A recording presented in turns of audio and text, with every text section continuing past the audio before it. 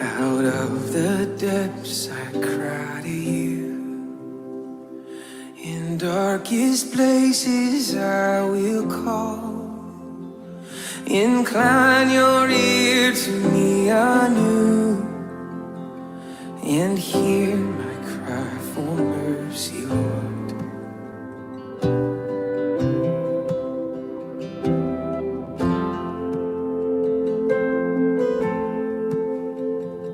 Were you to count my sinful ways, how could I come before your throne? Yet for forgiveness meets my gaze, I stand redeemed by grace alone. Yeah, I will wait for you, I will wait for you on your word, I will rely, and I will wait for you, surely wait for you, till my soul is satisfied.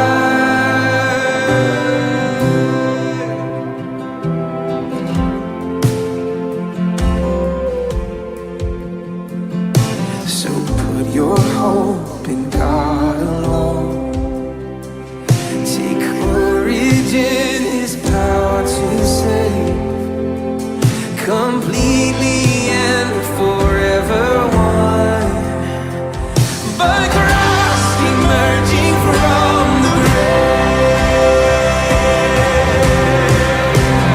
I will wait for you, I will wait for you on your word, I will rely, I will wait for you, surely wait for you, till my soul is satisfied.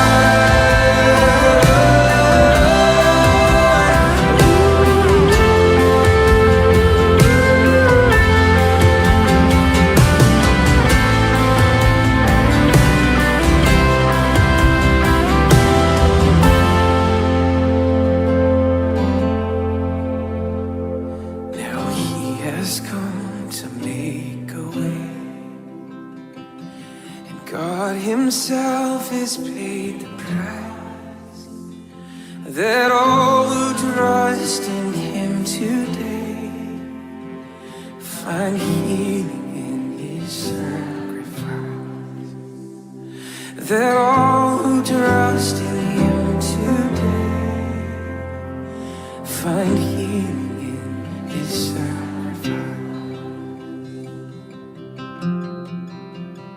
I will wait for you, I will wait for you, through the storm, through the night.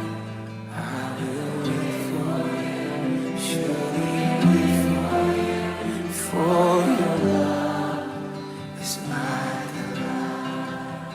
Oh, I will wait for you, I will wait for you, through the storm and through the night. Oh, I will wait for you, surely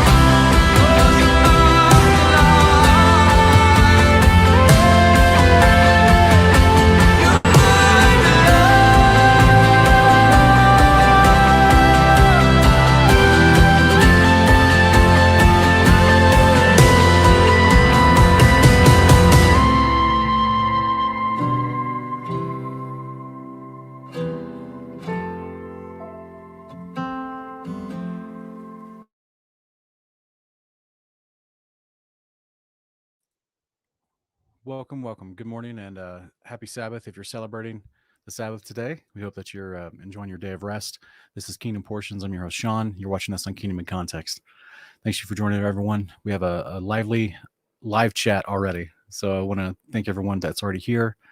Hopefully you're excited for a good Torah portion today. We're going to be reviewing Genesis 6 through 11 with some companion passages, and I think it's going to bless you. So I'm excited to get into the Word, and I want to thank everyone for being here that's also excited to get into the Word. And we also have a special guest today I want to introduce. This is Ken Heidebrecht from Hanging on His Words. He's going to join us to read the Torah portion today. Hey, brother, welcome. Hey, brother. Thank you. Thanks for having me. I appreciate it. I'm Yeah. digging the new format already. It looks nice. It looks really nice. And I got to say, I like the intro song. It's a good ushering into what we're going to be doing here. And it's true. If we wait for him, right, we're going to wait for him. And those who wait on the Lord will renew their strength. Isaiah 40:31. So it's a good promise. And it was a good reflective song as that intro. Appreciate that. Yeah. Thanks, man. It's Shane and Shane's just they hardly ever fail. They never miss. You know, they're great worship. Okay, so today we wanted to jump through our portion of Genesis 6 through 11. And 1 second, let me get this on screen for us. Shabbat Shalom, family. See some of you guys in the chat there. I hope you're having a good rest so far. So cool, Sean, that we have this ability to do something like this. You know, we can see our brothers and sisters just, partaking in this restful day. And it's awesome just to see so many more people coming. And it's a fulfillment of prophecy and people are waking up. And I love seeing the comment section and the live chat. It's crazy. Yes. Yeah, me too. It is such an encouragement to see. I mean, you probably get the same with your channel. We get letters from people all over the world that are finding out this information. And they many times they like the videos we make about it, and they like what we have to say about it and break it down. So it's just a blessing to see your family just scattered all across the world. Yeah. Well, you're the guest of honor here today, brother. Would you like to start us off reading? Yeah, absolutely. I know we got a lot of scripture to cover, so we'll just jump right into it. All right, Genesis 6, 1-4. Now when men began to multiply on the face of the earth, and daughters were born to them, the sons of God saw that the daughters of men were beautiful, and they took as wives whomever they chose. So the Lord said, My spirit will not contend with man forever, for he is mortal. His days shall be 120 years. The Nephilim were on the earth in those days, and afterward as well, when the sons of God had relations with the daughters of men, and they bore them children, who became the mighty men of old, men of renown. Then the Lord saw that the wickedness of man was great upon the earth, and that every inclination of the thoughts of his heart was altogether evil all the time.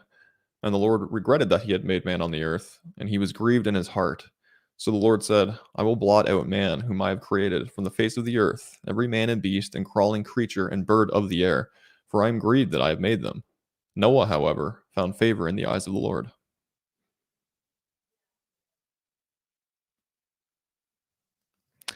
This is the account of Noah. Noah was a righteous man, blameless in his generation.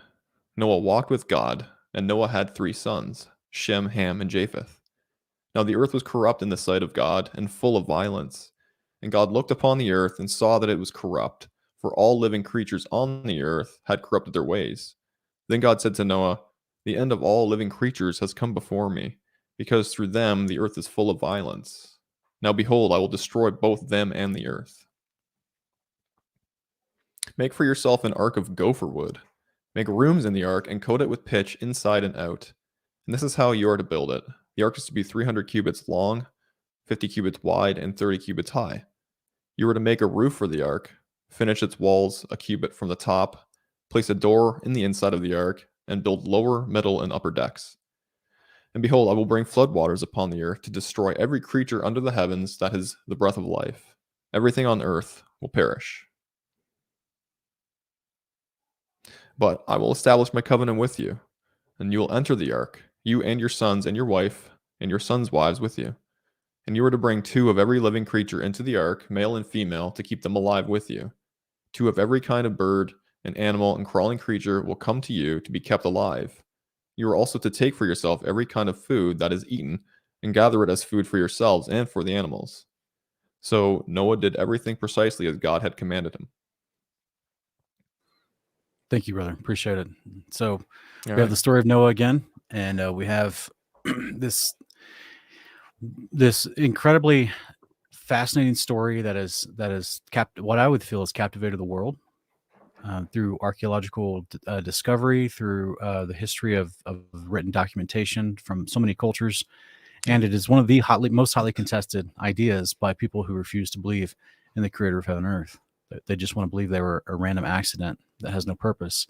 Yeah. And this is one of the most debated stories. What are your Even first though thoughts after reading that? I mean, every culture, like you said, has a written account or documented account of some sort of cataclysmic event that happened around the time that the Bible claims was the Great Deluge, right? Yeah. So you'd have to be kind of foolish to overlook not only like the evidence that we have geologically, archaeologically, but ancient written history evidence. And so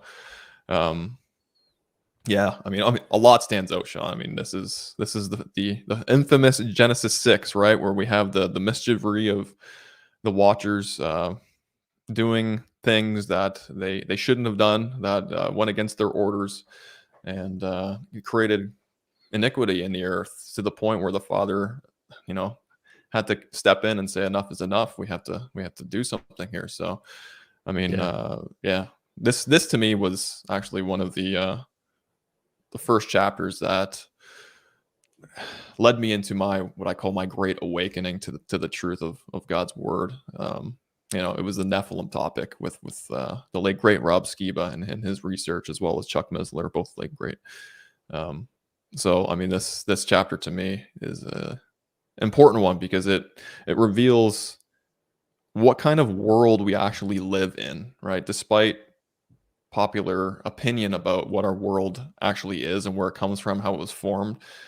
This goes to show that there are different classifications of spirit beings and entities that kind of coincide within this great model that the Father has created. And we have these angelic spirit angels, our brothers above, who were tasked, if I'm not mistaken, Sean, in Jubilees, to come down to the earth to lead man into righteousness, to show them how to cultivate the earth and to live according to how they live above. And a group of them didn't take that command by the Father seriously. So right, yeah, I mean, it led into the type of destruction that was necessary, as we'll read in chapters ahead. But yeah, it's crazy.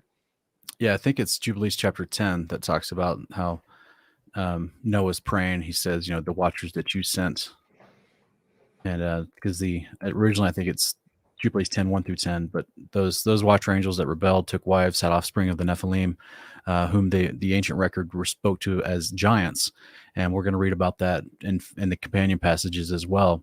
And it's interesting to see that it was such a reality for the world, for most of the world.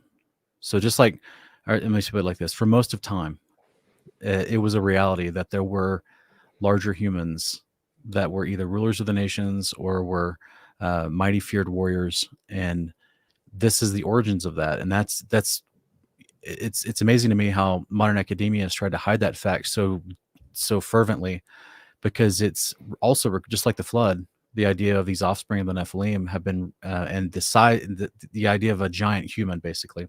Even though I try to differentiate, there's a difference between pre-flood Nephilim and post-flood Nephilim, because the post-flood Nephilim they weren't birthed as a result of angels, but just through second the incursion. manipulation of men.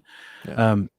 But because that's actually what the text tells us, is that the angels in First Enoch, it tells us they taught mankind the secrets of heaven. They were striving to learn.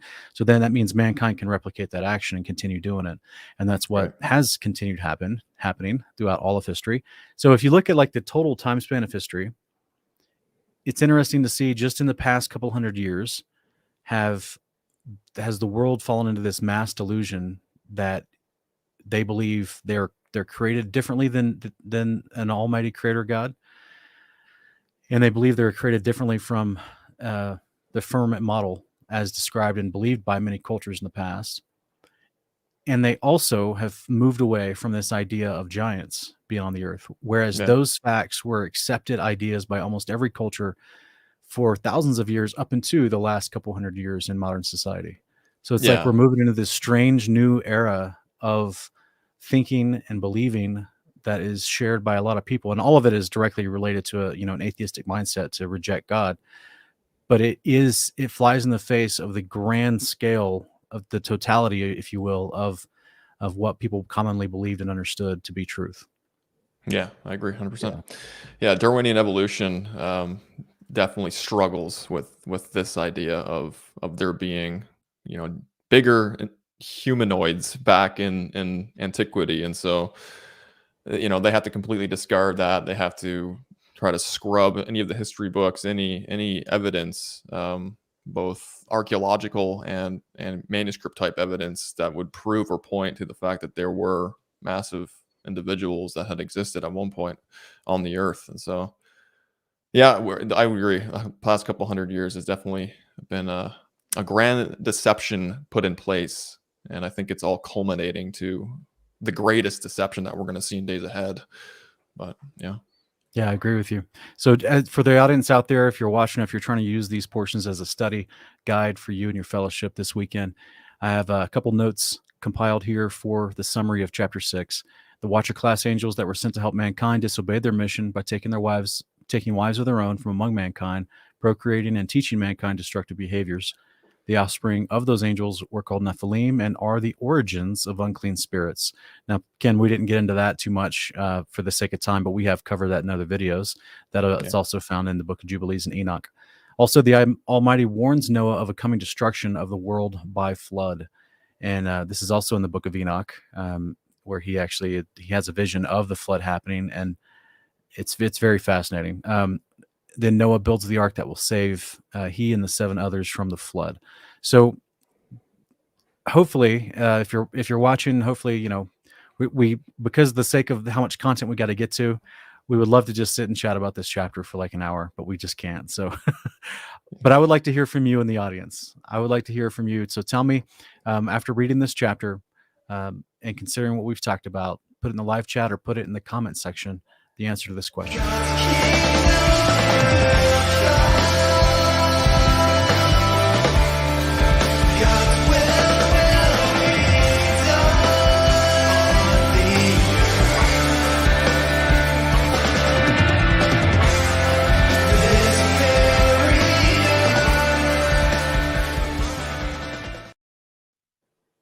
All right, and nice. Big thanks to our guest Ken Heidebrecht. He's the composer and the writer of that music that you just heard.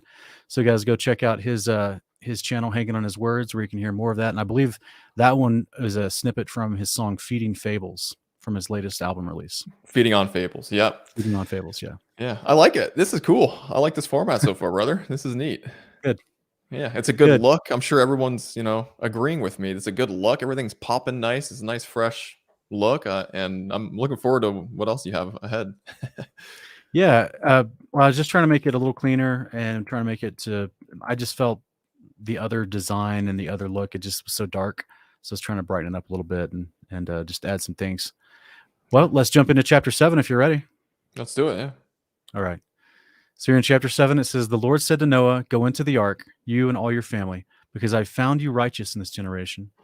You are to take with you 7 pairs of every kind of clean animal, a male and its mate, a pair of every kind of unclean animal, a male and its mate, and 7 pairs of every kind of bird of the air, male and female, to preserve their offspring on the face of all the earth.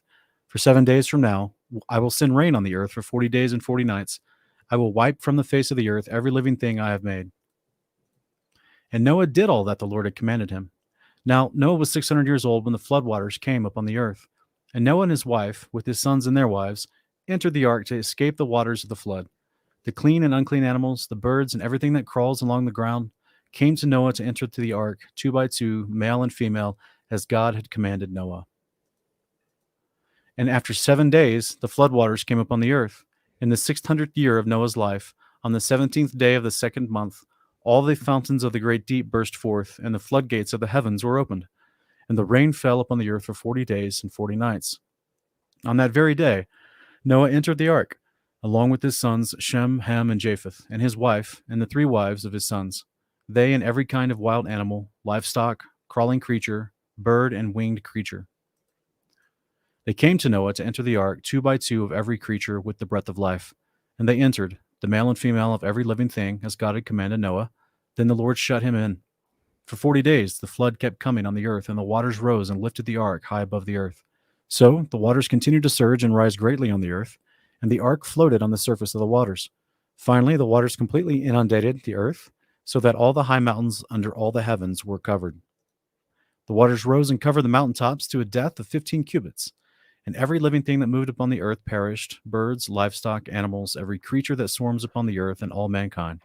Of all that was on dry land, everything that had the breath of life in its nostrils died, and every living thing on the face of the earth was destroyed, man and livestock, crawling creatures, and birds of the air. They were blotted out from the earth, and only Noah and those with him in the ark remained. And the waters prevailed upon the earth for 150 days. So there's chapter 7. There's some interesting stuff in there, brother. What do you think? Yeah. Okay. I like in verse 1 where it says that Noah alone has been seen as righteous before Yahweh, and as we know, that term "righteous" is a very specific term, meaning he kept commandments. Right? He was someone who obviously enjoyed the Father's instructions for how to live, and he did his very best to do them. And it seemed like him and possibly just his inner sanctum of family were doing that which shows him to be one of the only few in the earth during that time that was doing it, right? Because everyone else was essentially just going off in their lawless deeds that were taught by the angels that came to, were supposed to come to help teach them righteousness, but didn't. So I find that really interesting that, Noah wasn't just like this good guy, but he actually kept commandments. He kept things. And we know that he knew that just even in the next verse in chapter 7 about being instructed to gather every clean animal, 7 pairs of every clean animal. Like, I know we talked about this several times, and you do in your channel. There's a definition for what a clean animal is. He's not just going to arbitrarily decide, well, you look like a clean one to me. I mean, the Father had already instructed them. This is clean, this is unclean. So like the Leviticus dietary instructions weren't just, made on a whim at Sinai at the moment. I mean, they had this understanding well before that. And we would agree that right from the beginning, right? Yeah, because in the same vein, in the companion story of this in Jubilees, Noah, not only does he already know what unclean is, not only does he know the commandments that as much as he knew to teach his children them after the flood was over, but after he gets off the boat, he's celebrating Pentecost. He's celebrating Shavuot, and the narrative tells us that the angels in heaven also celebrate Shavuot and have done so since the first week of creation. So that means the angels know what sacrifices of clean animals are required to be brought on Shavuot. So they've had these rules from the beginning. Yeah. I mean, these concepts can seem kind of nebulous, right, to the mind that hasn't really looked into the Torah itself, right? The beginning of the book. And when we see that it's a consistent pattern, right, that the Father installed right from the beginning, and it's fascinating because it makes more sense that way, right? Mm-hmm. It's not what's the term? It's not dispensational, right? The Father doesn't work specifically in dispensations as it regards like how to live and how humans are supposed to treat each other and treat the Father and all that. So I just love it because we're seeing snippets of it, and it's almost like the writer of the book of Genesis knew that his audience likely already had those understandings, right? Because to throw in that Noah, was gathering clean, unclean, implies that they knew that. They already knew all that stuff. So it's just interesting. Yeah, the Creator had all this organized when he first made the creation. He was not shooting from the hip and having to adjust and recalculate and make up new rules later. So he knew what he was doing. Absolutely. Yeah, exactly. We get the floodgates mentioned. I always like pointing that out. Anything related with the firmament and the whole model that he created. That's interesting, right? I think it was a 7 floodgates in is it Jubilees that talks about 7 specific floodgates that were opened, as well as the ones underneath the earth too. It does. The Jubilees abysses. 5. Yeah, it says there's 7 floodgates of the heaven and 7 mouths of the deep that opened. So that's interesting. There's a correlating, or there's a consistency use of the number 7 throughout the scriptures. Very interesting. And I like how you guys, you and Wes, over on your show on Common Ground, have showed visuals through the project that you're making, a firmament project there. Just the little snippets of the videos of the water kind of coming up. It's really neat just having a visual for people to see how that would kind of work, right? You can kind of pair that visual with the descriptions in the Bible, and it makes sense. It's a working model, and yeah, it's great. Yeah, thank you. Yeah, we're trying to give the average person something to look at and hopefully make more sense of this story. There's all the CGI from the world trying to show them something different. But yeah, I think this was an interesting thing. I love verse 16 where it says the Lord shut him in. And this to me is one of those moments of agency that you have to understand that if Yahweh just showed up, everyone's going to be dead. He can't just show up and just be like, hey guys, and it's not like Yahweh is sitting there with his hugely sparkling electric face just staring at him as they slowly perish, and he shuts the door to the ark. That would have been just counterproductive to the whole effort. No, it's his angels that were helping him, that was helping Noah's family and Noah throughout this whole project. And Jubilees even talks about the angels helping bring some of the animals to the ark. And so therefore it makes sense that they're there under the commission of the Father to shut and seal the ark and pitch it over from without, just like the Genesis 6:8 says, right? It was pitched from within and without. And so how are you going to pitch it from without if you have to leave a door open, and you're building this out of wood? It's very difficult to make it watertight. So you need someone to shut it and pitch it from without while you're already in there. And then I'm sure they just axed their way out when it was time to leave, or just broke it. Just cut through a hole on the side to leave. But I love the fact that it's implied, it tells you directly in other books, but this Genesis passage, you have to understand agency to understand it's kind of implied that angels are there to help them seal up the ark. Yeah, the angels are always present throughout the scriptures, more than we may know. Yeah. They're always in the background hanging out doing something. Other than that, I didn't see much else in this. I just had some notes for the people at home. If you're studying, the angels brought Noah the animals that entered the ark. 7 pairs of clean animals and 2 pairs of unclean animals entered the ark with Noah and his 7 family members. The Almighty's angels closed the door to the ark, sealing in Noah safely, and the waters above the firmament were let in through 7 floodgates, which caused the 40 days of rain, and the 7 fountains of the deep flooded the ground from beneath. So this was nothing's going to survive this. This was devastating. Yeah. Yep. This was devastating. It's good. So you want chapter 8? Yeah, I can do that. All right. Genesis 8. But God remembered Noah and all the animals and livestock that were with him in the ark. And God sent a wind over the earth, and the waters began to subside. The springs of the deep and the floodgates of the heavens were closed, and the rain from the heaven was restrained. The waters receded steadily from the earth. And after 150 days, the waters had gone down. On the 17th day, on the 7th month, the ark came to rest on the mountains of Ararat. And the waters continued to recede until the 10th month. And on the first day of the 10th month, the tops of the mountains became visible.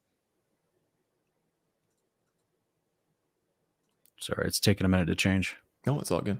After 40 days, Noah opened the window he had made in the ark and sent out a raven. Sean, he probably crawled through the window. And it kept flying back and forth until the waters had dried up from the earth.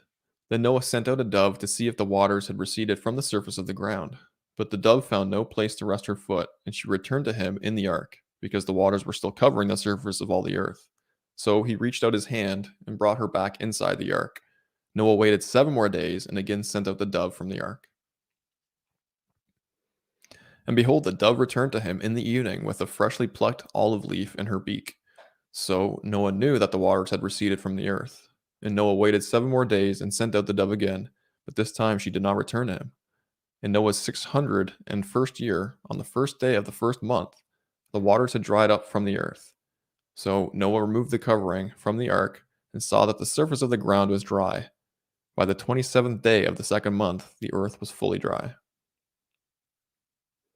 Then God said to Noah, "Come out of the ark, you and your wife, along with your sons and their wives.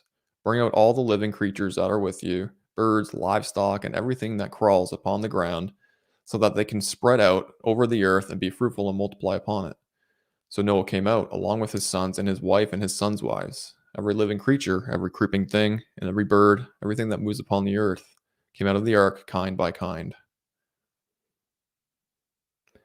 Then Noah built an altar to Yahweh, and taking from every kind of clean animal and clean bird, he offered burnt offerings on the altar. When the Lord smelled the pleasing aroma, he said in his heart, "Never again will I curse the ground because of man, even though every inclination of his heart is evil from his youth. And never again will I destroy all living creatures as I have done. As long as the earth endures, seed time and harvest, cold and heat, summer and winter, day and night shall never cease." Love it. Never cease, eh? I mean, that's nice because I like living. Yeah, we know about the resurrection. I can't wait to have Yeah. all those seasons continually happening. Even the season that I'm experiencing right now in Canada, and I think you guys are experiencing it there too, Sean. Lindsay posted not too long ago a little picture of some white dust on the ground. So I enjoy winter too. I appreciate all the father seasons, you know. Where we live, we've already gotten 2 or 3 snowstorms blow in, and yeah, I enjoy them too. I think fall is probably might be my favorite. Something about it with the amber and dark and red colors happening on the trees and the shrubs, and the something about it. It's interesting. But ultimately, I agree with you that this is an instruction by the Father, and we also see this again in Jeremiah 33. But he's not gonna stop. The circuits of the sun and the moon and the seasons. This is actually kind of important groundwork to be laid to understood later in Revelation when it's describing the New Jerusalem, and it says there's no need for the sun and the moon inside the New Jerusalem. And people kind of get tripped up and they think, oh, there won't be a normal earth atmosphere and environment and seasons and daylight and sunlight and all that stuff. They think that because of that description, they're not thinking that description is talking about just inside the kingdom, because most people who take that and get tripped up on it don't realize it's talking about a physical city, a physical enclosed kingdom. They think it's talking about the entirety of creation. Yeah. So yeah, I agree. It's going to be a beautiful thing to see a perfected seasonal change, as opposed to, I feel like the earth right now does groan in anticipation, totally, of the sons of God to be revealed. So I do think that there's things on the earth right now that happen that aren't typical. I can't explain why, but it's my suspicion that things like hurricanes and tornadoes and cyclones will not be on the earth when the kingdom comes and God has control over the seasonal changes, the atmospheric daily weather, that kind of thing. I could be wrong. What do you think about that? Yeah, no, I would agree. I think we as men are devastating the earth as well. Through our lawlessness and through our plundering of the earth and doing things that go against the Father's instructions, right? Not giving it Sabbath rests, none of that stuff. So the earth just naturally will, there's consequences to that, right? And so I just think that that's what we're experiencing through some of these, negative weather patterns and systems that do move in and through the earth. But I agree, I don't think there'll be anything that's dangerous to the nations outside of the New Jerusalem during the millennial reign and thereafter, right? I think we're going to have everything as it is supposed to be, and we also won't have men manipulating weather patterns and creating their own chaotic systems so they can further an agenda. But yeah. Do you think about that as well? Like, I know that the world pushes the idea of climate change as it's happening due to mankind's pure existence and trying to live, with a semblance of modern luxuries and things like that. But that's the narrative that's pushed on us, that we have to, the world, we have to accept. The governments of the world want us to believe that we're causing the problem, not from the vein that you just said, but from the vein of the average citizen, the average person of nations is causing the problem by just either consuming too much or expecting too much. Whereas truly it's the kings of the earth behind the scenes that are intentionally trying to manipulate the creation and also destroying it. This has been consistent throughout history, in my understanding of scripture, that whenever mankind do that kind of transgression, that kind of sin, it leads to the earth revolting. It leads to the earth, the physical land being corrupted, which is what we read in Genesis 6, verse 13. All this is the earth itself will become corrupted as well. And so I think that's why the Father tells us in 2 Chronicles 7:14, if you turn from your wicked ways and seek my face, I will heal your land. It's like the land is intimately tied to our behavior.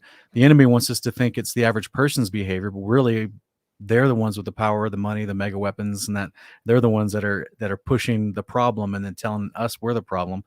So I'm excited for Revelation 11 to happen, as it says that when the seventh trumpet blows and the angels are praising God because he has taken his power and begun to reign, to come and then it goes through a list of people that the Father and Son are going to address when they return. And at the end of that list, it says, and to, I think it says to destroy those who are destroying the earth. Yeah.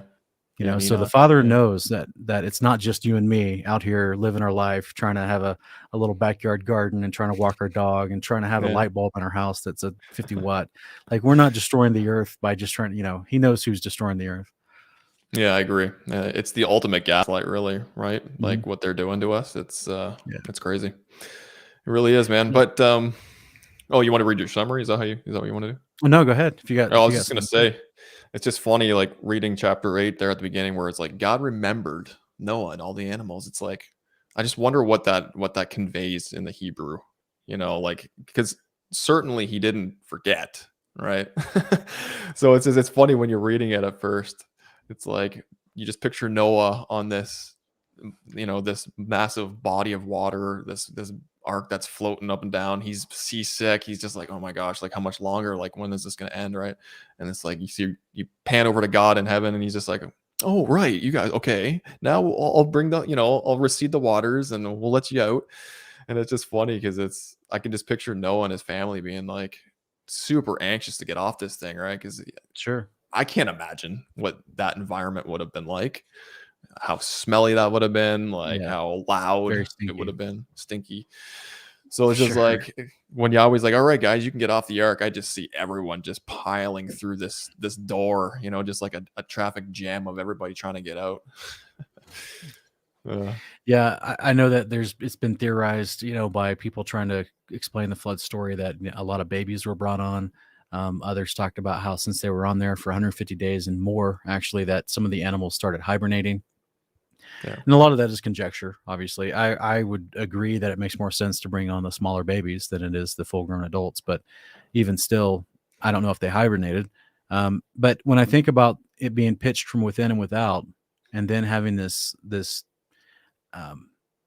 what it seems like we just read in chapter 8, which was Noah, he takes the dove and the raven, and he's trying to figure it. He's letting them out the window, and then when it's done, he takes the covering off the ark, and it seems like, and I it's very limited description, but it seems like there is no like exterior observation deck that they walked out onto to look around. Yeah, it seems as if they were just encapsulated in there for this whole time, and if they've pitched it for waterproofing within and without, well, then where are they dumping all the feces from all the animals? Yeah, did they make like a little, confined area for all that, like the dunghill? Yeah, it could have been the room that we don't go to in the ark. That's just where we shovel. Shem and Ham and Japheth, just their morning chores is just shoveling poop into that room. Like, I don't know. That's weird. Or maybe they figured out a way to compost it on the ark. I don't know. But either way, little details like that run through my mind because I've worked on a story about this, a 3-part trilogy of novels about this, and that was some of the practical details I was trying to think of. Is like, man, did they build some sort of like trolley or trough system, or like where they could flush, everyone's stall once a day or something, and I was trying to figure out how in the world did they do this practically. That place was stinky. Yeah, it's really cool to think about. I think in the Apocalypse of Abraham, where Abraham is shown kind of a picture. He's given like a picture vision mechanism in the 7th firmament where he is with the Father, and he's looking into it and he's seeing things in the future and in the past. And I'm just wondering, like, when the kingdom comes and we're all resurrected and we're all just eager to know the entire history and how everything worked, like even just what we're discussing right now, I picture something like that, just like a large picture vision screen that we're all just able to rewind back and see what did it look like in the ark? Do we get like a close up angle on all the different things in the ark and how they dealt with it? And I hope we have access to that, because I'm genuinely eager to know. Right? Yeah. Some comments right now in the live chat. Some people are saying, yeah, they did have a compost pile. Other people said they believe there was definitely a disposal system. And then some have even suggested the pigs could have consumed most of the Right. waste. That's interesting. I didn't think about that. There's I guess a lot of things on there that are unclean animals that eat just anything that's put in front of them. Yeah, exactly. Dogs eat their own vomit. It's horrible. Yeah, they have a purpose in this created model, right? These unclean animals, they're amazing. They do their job properly. So it's cool. Yeah, guys. Well, if Genesis 8 is pretty fascinating. There are 150 days plus on the ark. I know it says 150 days here, but then they state a few after, it seems like, once that waiting for things to fully dry out. But Noah and his family stayed inside the ark for more than 150 days. Noah used birds to test whether or not the flood waters had fully receded. The Almighty instructed Noah, his family, and all the animals to exit the ark. And just to me, that assumes an angel's there to say, okay, it's good now. Since you apparently don't have any outer windows where you can just see. I mean, this is like a mega cruise ship, right? So if they pitched it outside and inside, then there's no windows that they could just look out, as far as I understand, because then that would require a whole different type of sealing method, for those windows to be watertight. So it seems like the only thing they could do is like get up on the top and look out over the edge. But like, I don't know the design of the top of the ark and if that was even possible. So it may have been necessary for an angel to show up and say, okay, you can get out now. Yeah. It's okay to exit this thing. And then Noah built an altar after he got off to the Almighty. He built an altar, which was Pentecost, which was Shavuot when he celebrates this, and to renew the covenant, which is instructed in the eternal Torah. So this is our Torah portions today, guys. It's how God instructs us in various ways through many prophets throughout time. And Noah was a prophet who did absolutely know the behavior of the Creator, and he practiced it faithfully, even the 1 day of year first fruits festival of Shavuot. So it's beautiful. I love that it's a renewal of the covenant. It's just a reminder every year to renew it and to remember it. And I mean, it's an important covenant to be remembered of, because it's one that has everlasting implications, right? So it's one that I definitely recommend people participate in. It's fun, it's full of meaning, and it beats the alternative holidays that we can be celebrating. So it sure does. For anyone in the audience, if you never thought about the angels actively helping Noah bring animals to the ark and make sure they're sealed in properly with the descriptions given us in Genesis and Jubilees, just put it in the live chat, put it in the comment section if you've never thought about it. So here's a question for you.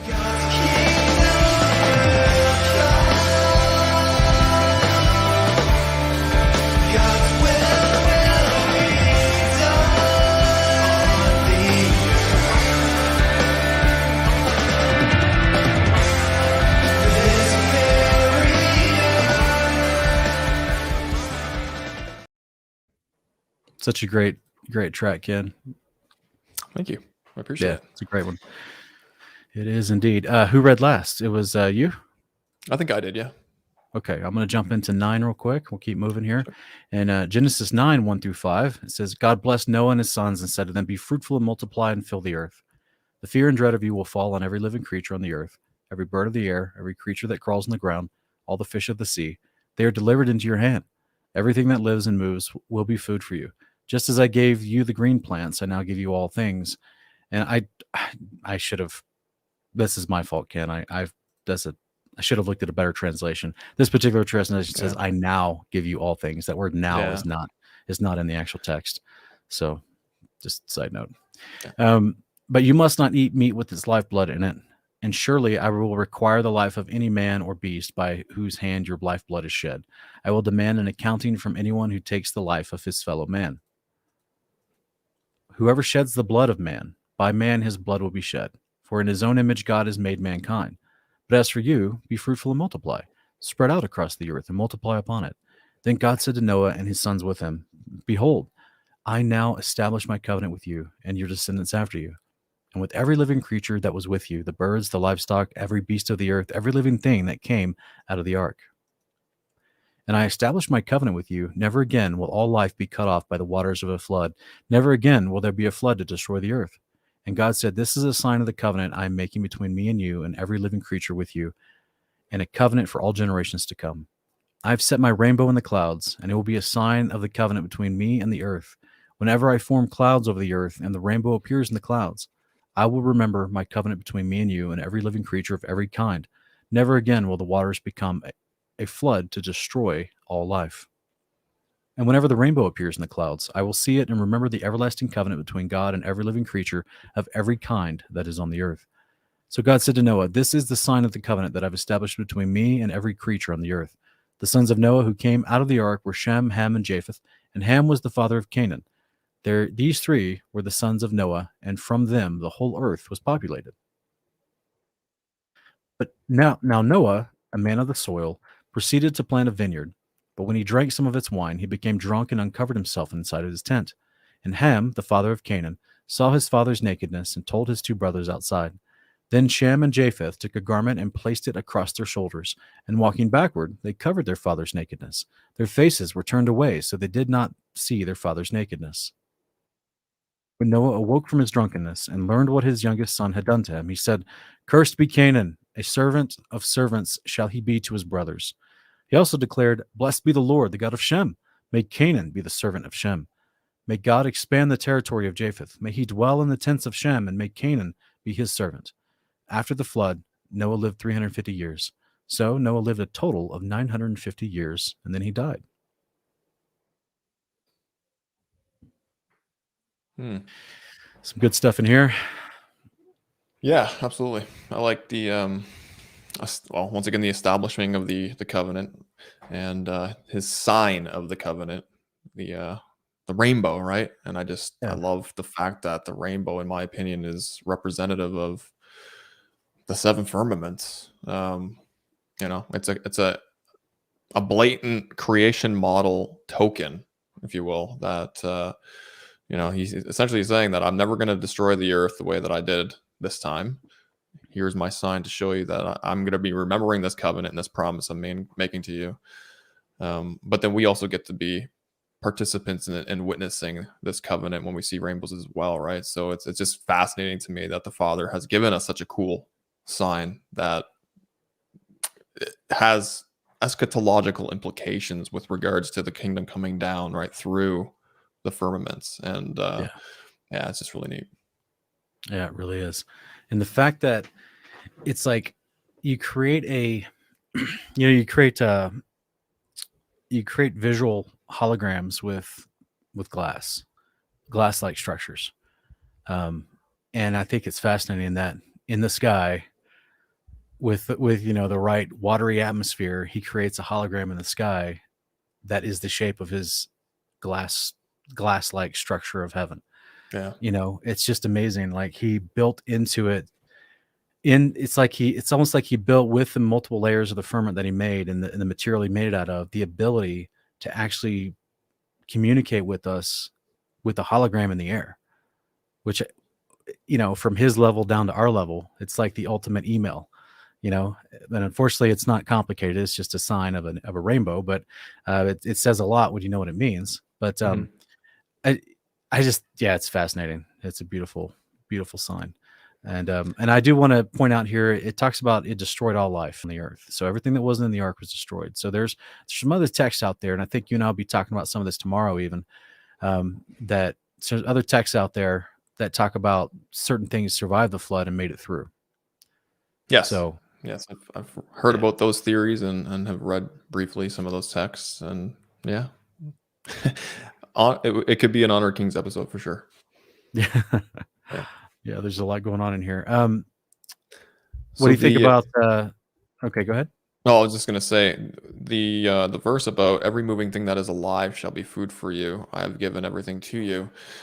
Which version do you think better communicates the truth of that statement? Because I've seen lots of people pull that up and be like, well, there you go, everything. Not only were we told, or was Noah and his progeny told to eat, or that they could eat, living creatures in a post-flood context, but they could eat all things that crawl, right? Meaning, eat the one of the two pigs that came, you know what I mean? Like, you're Right. allowed Yeah. to eat that. Like, that to me doesn't make sense when you're taking into context like everything we've talked about with regard to the dietary instructions, right? He's not going to all of a sudden, Yahweh's not going to say, okay, now disregard what I've told you is food, eat it all. So what, in your opinion, is a better, passage or translation that hits the nail on the head with what is being communicated there? Well, each translation can have their own translator insertions. So I like to sometimes just go to the strict text from the Hebrew that they use the manuscripts from. And in this verse, there is no word for now. There is no transitory word as far as, everything that moves, it shall be food for you. And, now I give you these things. So it's just every moving thing that it lives for you shall be for food, just as the green herbs have I given you all things. Yeah. So again, there's a definition for food, and it's not as if there's a change in saying, before you could eat, you couldn't eat meats, now you can. No, that wasn't the case either, because Genesis 4, Cain and Abel were bringing forth first fruits; those would be eaten. Abel brought forth the first fruits from his flocks; those would be eaten as a part of that sacrifice, if you understand the scriptures. And then here, without that word "now" in there, there's no transition from saying this is something you used to could not do and now you can do. Right. And so therefore he's still moving within the definition of what is food. And that's where I would suggest that, the book of Enoch would help us, because Enoch calls Methuselah and his sons and his other brothers, Methuselah's brothers, calls them all together at one point to teach them righteousness, to teach them the ways of Yahweh, and including Sabbath observances and festivals and feasts, and clean food is included in those feasts. So it's assumed, inherently understood, that even in the days of Enoch, they knew what clean and unclean was, and were eating clean. They were eating things that only are defined as food, which would be clean food. Does that make any sense? Yeah. Is it too convoluted? No, I got it. Got you, bro. What else is in there, or did you want to move on? Yeah, I didn't see a lot else in here other than just the infamous Ham. The moment, nakedness one. Yeah. People like to immediately think that there's something sexual happening here, but that's not what the text says. In fact, just as we were reading this, I know that the book of Jubilees in chapter 7 tells you that Ham's son Canaan was already born at this time. But we see here, it says in verse 22, and Ham, the father of Canaan, saw his father's nakedness and told his two brothers outside. I would suggest it's actually telling you right here as well that Canaan was already born.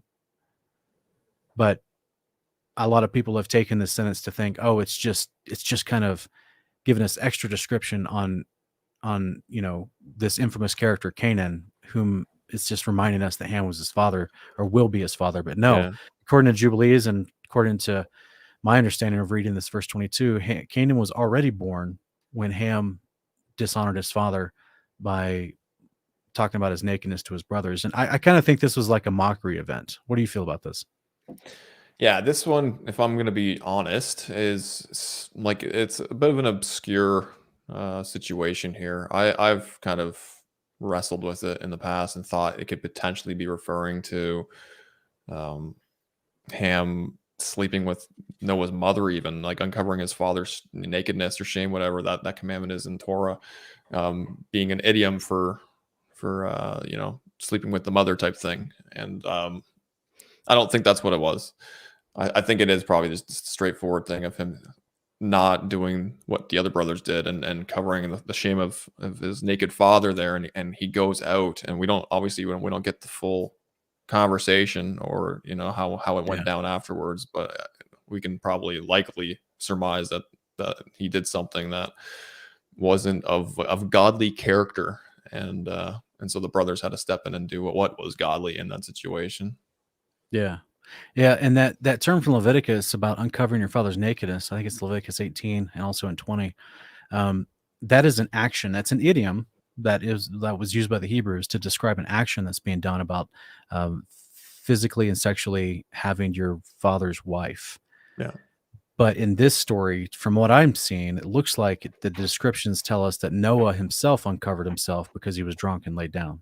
Right. So it's not that's where the fault lies in that theory, is that it's you're rewording kind of what's taking place in the situation here. Yeah. Yeah. And then, of course, there is no child that's born from the theory because, like I'm saying, Ham's already been born at this time. He's 2 years old. Yeah, Canaan. Yeah. So, or I should say Canaan. Yeah. Yeah. So, yeah, that's what I'm seeing from that. Essentially, it's pretty simple.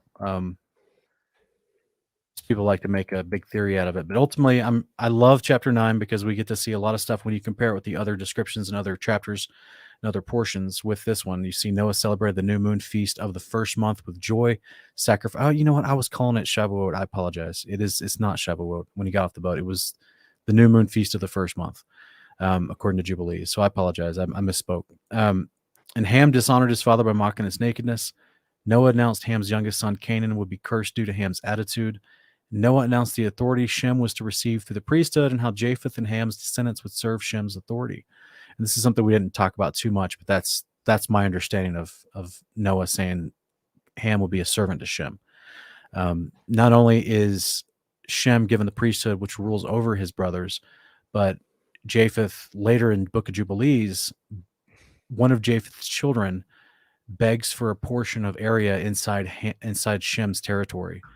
And this is why it says that Japheth will share in the tents of Ham, or excuse me, Japheth will share in the tents of Shem. And then, of course, Ham, his descendant Canaan, goes in by sedition, tries to steal a portion of Shem's territory that's given to him. All this is explained in the Book of Jubilees. Genesis just gives us this brief little sprinkling, and we have to kind of compare other passages to get a fuller story. So yeah, it's almost like Genesis is the lesser Jubilee. For real. Opinion. You know what I mean? Like, I know how they've reworded it. Judaism likes to say that Jubilees is the lesser Genesis. And I'm like, no, I don't think. Yeah. And that's why I love I chose the portion I did today with Judith as far as our companion passage, because she's going to mention things that we only see in Jubilees. All right. Yeah. So it would imply that, Judith in the 5th century BC was aware of Jubilees and what it taught. And I think historically, both through manuscript history and through archaeology, we can make a solid case that it was a scriptural book of reference to the Hebrews throughout history up until the 1st century AD. Yeah. No, all right. We can move on here to chapter 10. You want chapter 10? Yeah. Well, actually, I got one last call to action on the audience here, guys. So if you did not realize what we were just talking about with Canaan already having birthed Ham, and Canaan already being about 2 years old, when we compare the accounts of Jubilees with Genesis, you see that what Ham did to dishonor Noah when Noah was drunk and uncovered in his tent is not what the theories produce. So it's important, because the reason why I try to stress this, Ken, is because people really run wild with this theory and they push it to all kinds of conjecture, and it gets really wonky. So tell us in the live chat, tell us in the comments, if this is the first time hearing a rebuttal to that theory and a different view of that. We'd love to hear from you.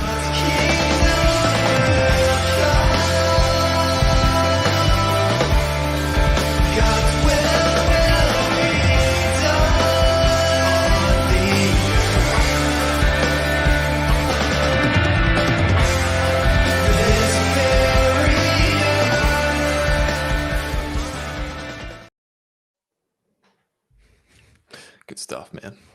Loving it. I'm loving this new format, brother. I got to say, this is good. The summary statements, even at the end of each chapter, this is good. It's almost like you could take those and put them, how some Bibles have like the little summations of what the chapter is going to be talking about before the chapter is read. Mm-hmm. It's almost like I can see you putting that in a version of Bible or something like that. It's good. Yeah, well, I had so many people reach out to me that say they've been using our Torah portions for their home study. And so I thought, all right, well, I need to make it easier on the eyes. I need to make it more study friendly, if you will. So even on these slides, and I'm going to release these slides on our Patreon if people want them, but you can still just zoom in and take these footnote informations from the live stream. But I also have you see little red numbers after certain verses, and then footnotes with parallel companion passages for further study. And this is stuff that we're not even talking about today. This is just extra bonus stuff. Yeah. So trying to make an actual study resource for families that want to use this on Saturdays. Oh yeah, definitely, brother. I'm seeing Sylvia Ewerts in the live chat saying she's loving the new format. So I agree. This is great. Yeah. Cool. All right. I can read the Do you next want one there, this brother. All right. Genesis 10. This is the account of Noah's sons Shem, Ham, and Japheth, who also had sons after the flood. The sons of Japheth, Gomer, Magog, Madai, Javan, Tubal, Meshech, and Tiras. The sons of Gomer, Ashkenaz, Riphath, and Togarmah. And the sons of Javan, Elisha, Tarshish, the Kittites, and the Rodanites. From these, the maritime peoples separated into their territories, according to their languages, by clans within their nations. The sons of Ham, Cush, Mizraim, Put, and Canaan. The sons of Cush, Seba, Hivilah, Sabta, Ramah, and Sabdaka. And the sons of Ramah, Sheba, and Dedan. Cush was the father of Nimrod, who began to be a mighty one on the earth. He was a mighty hunter before the Lord. So it is said, like Nimrod, a mighty hunter before the Lord. His kingdom began in Babylon, Erech, Akkad, and Calneh, in the land of Shinar. From that land he went forth into Assyria, where he built Nineveh, Rehoboth-ir, Calah, and Raisin, which is between Nineveh and the great city of Calah. Mitzrayim was the father of the Ludites, the Anamites, the Lehabites, the Naphtuhites, the Pathrusites, the Casluhites, from whom the Philistines came, and the Caphtorites. And Canaan was the father of Sidon, his firstborn, and of the Hivites, the Jebusites, the Amorites, the Girgashites, the Hivites, the Arkites, the Sinites, the Arvadites, the Zemarites, and the Hamathites. Later the Canaanite clans were scattered, and the borders of Canaan extended from Sidon toward Gerar as far as Gaza, and then toward Sodom, Gomorrah, Admah, and Zeboim as far as Lasha. These are the sons of Ham according to their clans, languages, lands, and nations. And sons were also born to Shem, the older brother of Japheth. Shem was the forefather of all the sons of Eber. The sons of Shem, Elam, Asher, Arphaxad, Lud, and Aram. The sons of Aram, Uz, Hul, Gether, and Mash. Arphaxad was the father of Shelah, and Shelah was the father of Eber. 2 sons were born to Eber. One was named Peleg, because in his days the earth was divided, and his brother was named Joktan.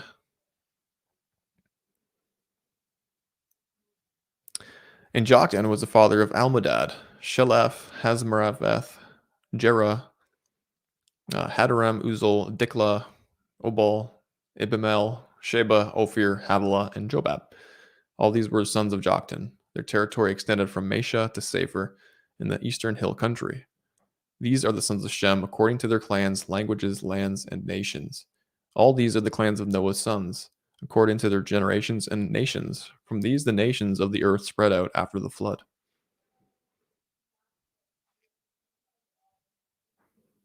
All right. Thank you, brother. Appreciate that. No worries. Sorry if I butchered a few of those names. It's a tough chapter. They don't, no worries. don't roll off the tongue very easy sometimes. So no worries. So that a lot of genealogy being expressed, the family trees being broken down from each son, and there's some things in there. Obviously, we get the introduction of Nimrod. I think that's kind of significant, especially since we're going to see him all throughout the rest of the Bible, and he just goes by a different name, and at least to my understanding of my study. And there is the Caphtorites and the Casluhites in verse 14, and that was one that I thought was interesting because this is supposedly the origination of those two groups was the origination of the Nephilim post-flood. Yeah, so apparently. This is interesting that they're being mentioned here in Genesis 10. You just kind of have to kind of compare up all the names and everything in Deuteronomy and Numbers and Genesis, and you start to see how they're being mentioned, where they came from, and post-flood. Yeah. And these are people that were sea dwellers that lived on the island of Kaftor, which is an actual island in the Mediterranean. I think it's called Crete in modern day. But this is supposedly where the post-flood Nephilim originated, or at least where they lived, and then spread out from there, if I could, to the different tribes. But what are your thoughts? Yeah, and Japheth, one of his sons was Javan, right? And I think Javan wasn't he supposed to be, according to what's his name? Who's that famous Jewish historian? Josephus. According to Josephus, I think he mentions that Javan was the start of the Greek nation. Like he's the forefather of the Greeks. Oh, that's right. That's interesting to me, especially when we talk about the Caphtharim and the island of Crete there. Yeah. And then just as we see on screen here, in the third line down on the left, Medei, just before the word Javan. Yeah, the Medei, Medes. he's the one that asks for a portion of territory in Shem's territory, which is on the eastern side of the Euphrates in an area we would call modern day Iraq and Iran, who became later the Medes. And this is also spoken about that whole area of Ecbatana that we read about in Tobit. Yeah, that's where he comes from. So there's the all the Medo-Persian. stuff that's connected. Yeah, exactly. Yeah, it's really cool. And people wonder why. This is all boring and redundant, right? And superfluous. And like I get it. I used to think that too, and I still struggle sometimes when I'm looking for like the really juicy stuff in Scripture. You can read through this and just want to get it through it, but the intentions for this to exist in the Scriptures is just for what we're talking about. Like you can trace lineages back, right, where all these clans came from off the boat, who's who, and it holds significance. Absolutely, it's valuable. Yeah, it is. This is why I think it's unique that the Hebrews did keep a family tree like they did, and you see it also in Chronicles. You see it again in Matthew and Luke, and we've seen it in Genesis 5, Genesis 10. We're going to see it again in Genesis 11. So, what were you going to say? Yeah. No, I'm just as you pointed out, Nimrod is kind of like the highlight here, right? He's the antagonist, if you will, aside from Azazel, Satan. He's like the antagonist of mankind with his corrupt system, that you've so eloquently and beautifully strung together in your Babylon series over on your other channel there. Thanks, brother. Kingdom Cast. So I strongly highly recommend people go check that out. I mean, you'll learn a lot more about this guy, that he only gets a couple little verses, right? Just like Enoch, right? And earlier on in the book of Genesis, you only get a little bit of Enoch, but if you go to the actual book of Enoch, you get quite a bit more about this amazing patriarch. And the same with Nimrod. Like he does not get much mention in the Hebrew Scriptures, just a few lines, and even just in Revelation, right, under a different moniker. But Well, I would say his image, which is the Baal worship, gets a lot of reference, but him specifically, like his personage being in the body, you're right, it's very limited in what's given. And I think that's interesting. But Jubilees, this is what I have in the notes here.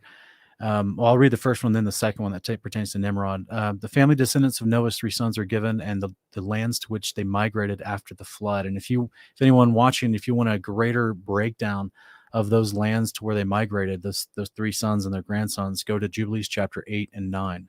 And it does a full breakdown and tries to give you territorial descriptions. One of the other takeaways from this chapter is Nimrod is called Nibrod in the Greek. Mm-hmm. And we see that in the Greek translated to English version of Jubilees. In Jubilees chapter 8, verses, I believe, 5 or 6, it calls Nimrod Nibrod. And his daughter marries Eber. So we have now Shem's line marrying into Ham's line. Yeah. And so I just think it's interesting that Nimrod's introduced. He's the son of Cush.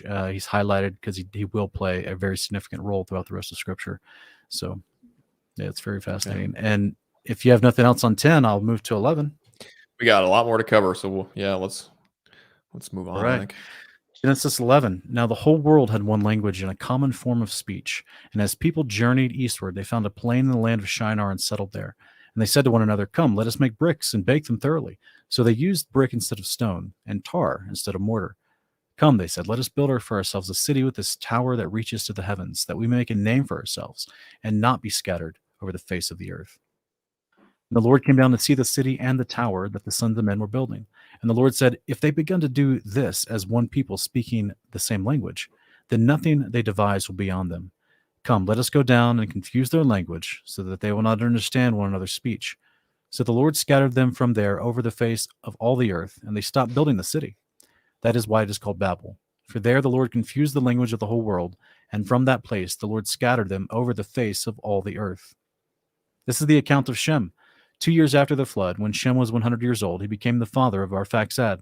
And after he had become the father of Arphaxad, Shem lived 500 years and had other sons and daughters. When Arphaxad was 35 years old, he became the father of Selah. After he had become the father of Selah, Arphaxad lived 403 years and had other sons and daughters. And when Selah was 30 years old, he became the father of Eber. And after he had become the father of Eber, Selah lived 430 years and had other sons and daughters. When Eber was 34 years old, he became the father of Peleg. And after he had become the father of Peleg, Eber lived 430 years and had other sons and daughters. When Peleg was 30 years old, he became the father of Reu. And after he became the father of Reu, Peleg lived 209 years and had other sons and daughters. When Reu was 32 years old, he became the father of Serug. And after he became the father of Serug, Reu lived 207 years and had other sons and daughters. Serug was 30 years old. He became the father of Nahor. And after he became the father of Nahor, Serug lived 200 years and had other sons and daughters. When Nahor was 29 years old, he became the father of Terah. After he had become the father of Terah, Nahor lived 119 years and had other sons and daughters. When Terah was 70 years old, he became the father of Abraham, Nahor, and Haran. This is the account of Terah. Terah became the father of Abram, Nahor, and Haran. And Haran became the father of Lot. During his father Terah's lifetime, Haran died in his native land, in Ur of the Chaldeans. And Abraham and Nahor took wives for themselves. Abram's wife was named Sarah, and Nahor's wife was named Milcah. She was the daughter of Haran, who was the father of both Milcah and Iscah. But Sarah was barren. She had no children. And Terah took his son Abram, his grandson Lot, son of Haran, and his daughter-in-law Sarah, the wife of Abram, and they set out from Ur of the Chaldeans for the land of Canaan. But when they arrived in Haran, they settled there. Terah lived 205 years, and he died in Haran. All right. Love this chapter. Yeah, lots going on here again. Yeah, Abraham introduced. For me, it's verse 5 is fascinating. Obviously, this idea that it says, then the Lord came down to see the city and the tower which the men had built. Now, I know you said earlier that the Father himself, he couldn't have gone to the ark to do it, or like to close it in, right? Because his sheer power would destroy everything in its wake, essentially. I have a differing opinion. This is maybe where you and I disagree, Sean, which is fine. You and I are going to have some disagreements in our theology, which is fine. But I see this as one of a select handful of times that the Father actually, he himself interacts with humanity. Okay. And I see this one as that. And I understand that this could be looked at as agency here in this chapter here in Genesis. But if we go to Jubilees, it actually says that the angels went with the Lord. We went down with him. And so to me, that implies that he, in whatever fashion that looks like, went down in some capacity. And so to me, that's interesting, right? Because what a bold statement that would be, if true, for him to go down himself with his henchmen, because essentially these mortals have gathered themselves as one, under one tongue, one authority, one kingdom led by Nimrod, right? And their purpose was to build something so that they can get up to where he is, so they can establish their own authority, their own system of things without him, in the picture. And so I just see this as, okay, this is what you want to do. And apparently, I don't know how much literal aspect of this that we can take, but what they were trying to accomplish could be possible, which is weird to me, especially knowing the cosmology and the immense task that would be to actually achieve that. I don't actually think it is possible, but according to Yahweh here, he says what they're trying to do is possible. So what better of a way to make a statement than to go down himself and be like, hello guys, you're not coming here. In fact, I'm going to spread you out. And so I don't know, like that's how I look at that, especially since we know that the Father and the Son are coming down in days ahead too. They're gonna dwell on the earth in a capacity where mortals are gonna live on the same plane as them as well. So I see that as a possibility here, but I could be wrong.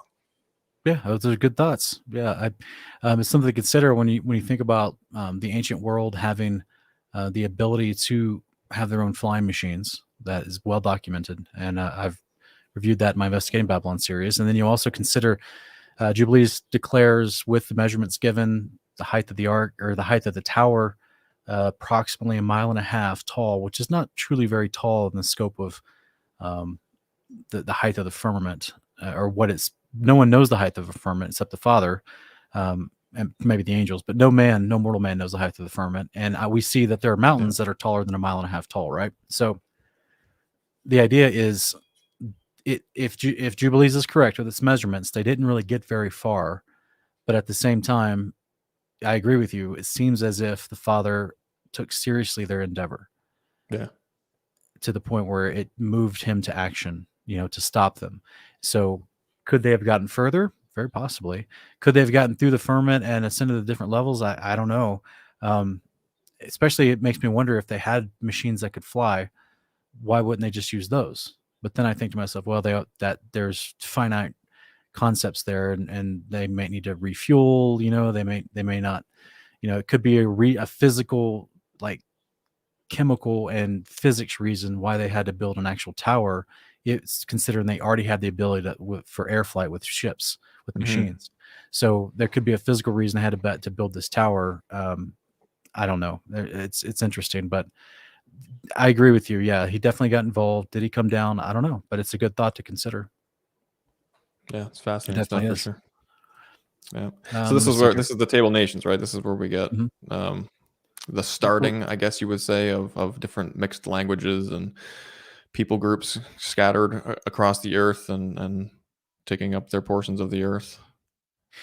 Well, this is following Shem's line to get to Abraham, and Genesis 10 gave us the scattering of the peoples. What I always try to remind people is that Genesis 11 is kind of like, in a chronological way, it's placed inside of the genealogy of Genesis 10. Yeah, exactly. Some of the people talked about in Genesis 10 were born before and after, in my understanding, before and after the Tower of Babel event. Okay. So, I agree. That's exactly how you're supposed to read it. I mean, it's it's kind of like Genesis 10 just goes through a long list of people, and then it kind of backs up and focuses on this little moment about the Tower of Babel, being built. But it's interesting. The many tribes of the earth, they do come together to build the city in the Tower of Babylon and land of Shinar. And I love what Jubilees talks about, how it's like one purpose will not abide to them until the day of judgment. This is what the account in Jubilees, the Father, says about this moment here. It also says the Almighty responds, deciding to destroy the tower and disperse the people once again. And Abraham is introduced, and his family tree descending from Shem is recorded. So that's just a quick synopsis of Genesis 11. And I appreciate everyone. This is the general Torah portion that is kind of like the foundation of our Bible study. We finished those chapters today, and we'll jump into our companion passages. And our first one, Ken, is in Joshua. So we're actually going to be looking at more Nephilim, more giants. Who read last? Do you want this one? Yeah, I can grab this. Okay. All right, Joshua 10. Now let me say this again. Now Adonizedek, king of Jerusalem, heard that Joshua had captured Ai and devoted it to destruction, doing to Ai and its king as he had done to Jericho and its king, and that the people of Gibeon had made peace with Israel and were living near them. So Adonizedek and his people were greatly alarmed, because Gibeon was a great city, like one of the royal cities. It was larger than Ai, and all its men were mighty. Therefore Adonizedek, king of Jerusalem, sent word to Hoham, king of Hebron, Piram, king of Jarmuth, Japhia, king of Lachish, and Debir, king of Eglon, saying, "Come up and help me. We will attack Gibeon, because they have made peace with Joshua and the Israelites." So the 5 kings of the Amorites, the kings of Jerusalem, Hebron, Jarmuth, Lachish, and Eglon, joined forces and advanced with all their armies. They camped before Gibeon and made war against it. Then the men of Gibeon sent word to Joshua in the camp at Gilgal, "Do not abandon your servants. Come quickly and save us. Help us, because all the kings of the Amorites from the hill country have joined forces against us." So Joshua and his whole army, including all the mighty men of valor, came from Gilgal. The Lord said to Joshua, "Do not be afraid of them, for I have delivered them into your hand. Not one of them shall stand against you." After marching all night from Gilgal, Joshua caught them by surprise. and the Lord threw them into confusion before Israel, who defeated them in a great slaughter at Gibeon, pursued them along the ascent to Beth Horon, and struck them down as far as Azekah and Makkedah. As they fled before Israel along the descent from Beth Horon to Azekah, the Lord cast down on them large hailstones from the sky, and more of them were killed by the hailstones than by the swords of the Israelites. On the day that the Lord gave the Amorites over to the Israelites, Joshua spoke to the Lord in the presence of Israel. O sun, stand still over Gibeon. O moon, over the valley of Ajalon. So the sun stood still, and the moon stopped, until the nation took vengeance upon its enemies. Is this not written in the book of Jasher? So the sun stopped in the middle of the sky, and delayed going down about a full day. There has been no day like it before or since, when the Lord listened to the voice of a man, because the Lord fought for Israel. Then Joshua returned with all Israel to the camp at Gilgal. Now the 5 kings had fled and hidden in the cave at Makkedah, and Joshua was informed, the 5 kings have been found. They are hiding in the cave at Makkedah. So Joshua said, roll large stones against the mouth of the cave and post men there to guard them. But you do not stop there. Pursue your enemies and attack them from behind. Do not let them reach their cities, for the Lord your God has delivered them into your hand. So Joshua and the Israelites continued to inflict a terrible slaughter until they had finished them off, and the remaining survivors retreated to the fortified cities. The whole army returned safely to Joshua in the camp at Makkedah, and no one dared to utter a word against the Israelites. Then Joshua said, open the mouth of the cave, and bring those 5 kings out to me. So they brought the 5 kings out of the cave, the kings of Jerusalem, Hebron, Jarmuth, Lachish, and Eglon. When they had brought the kings to Joshua, he summoned all the men of Israel and said to the army commanders who had accompanied him, come here and put your feet on the necks of these kings. So the commanders came forward and put their feet on their necks. Do not be afraid or discouraged, Joshua said. Be strong and courageous, for the Lord will do this to all the enemies you fight. After this, Joshua struck down and killed the kings, and he hung their bodies on 5 trees and left them there until evening. At sunset, Joshua ordered that they be taken down from the trees and thrown into the cave in which they had hidden. Then large stones were placed against the mouth of the cave, and the stones are there to this day. On that day, Joshua captured Makkedah and put it to the sword, along with its king. He devoted to destruction everyone in the city, leaving no survivors. So he did to the king of Makkedah as he had done to the king of Jericho. Then Joshua and all Israel with him moved on from Makkedah to Libnah and fought against Libnah. And the Lord also delivered that city and its king into the hand of Israel. And Joshua put all the people to the sword, leaving no survivors. And he did to the king of Libnah as he had done to the king of Jericho.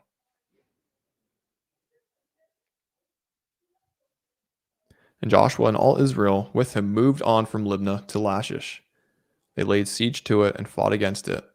And the Lord delivered Lachish into the hand of Israel, and Joshua captured it on the 2nd day. He put all the people to the sword, just as he had done to Libnah. At that time, Horam, king of Gezer, went to help Lachish, but Joshua struck him down along with his people, leaving no survivors. So Joshua moved on from Lachish to Eglon, and all Israel with him. They laid siege to it and fought against it. All right. Oh, one more here. One more. That day they captured Eglon and put it to the sword, and Joshua devoted to destruction everyone in the city, just as he had done to Lachish. Then Joshua and all Israel with him went up from Eglon to Hebron and fought against it. They captured it and put it to the sword, its king, all its villages, and all the people. Joshua left no survivors, just as he had done to Eglon. He devoted to destruction Hebron and everyone in it.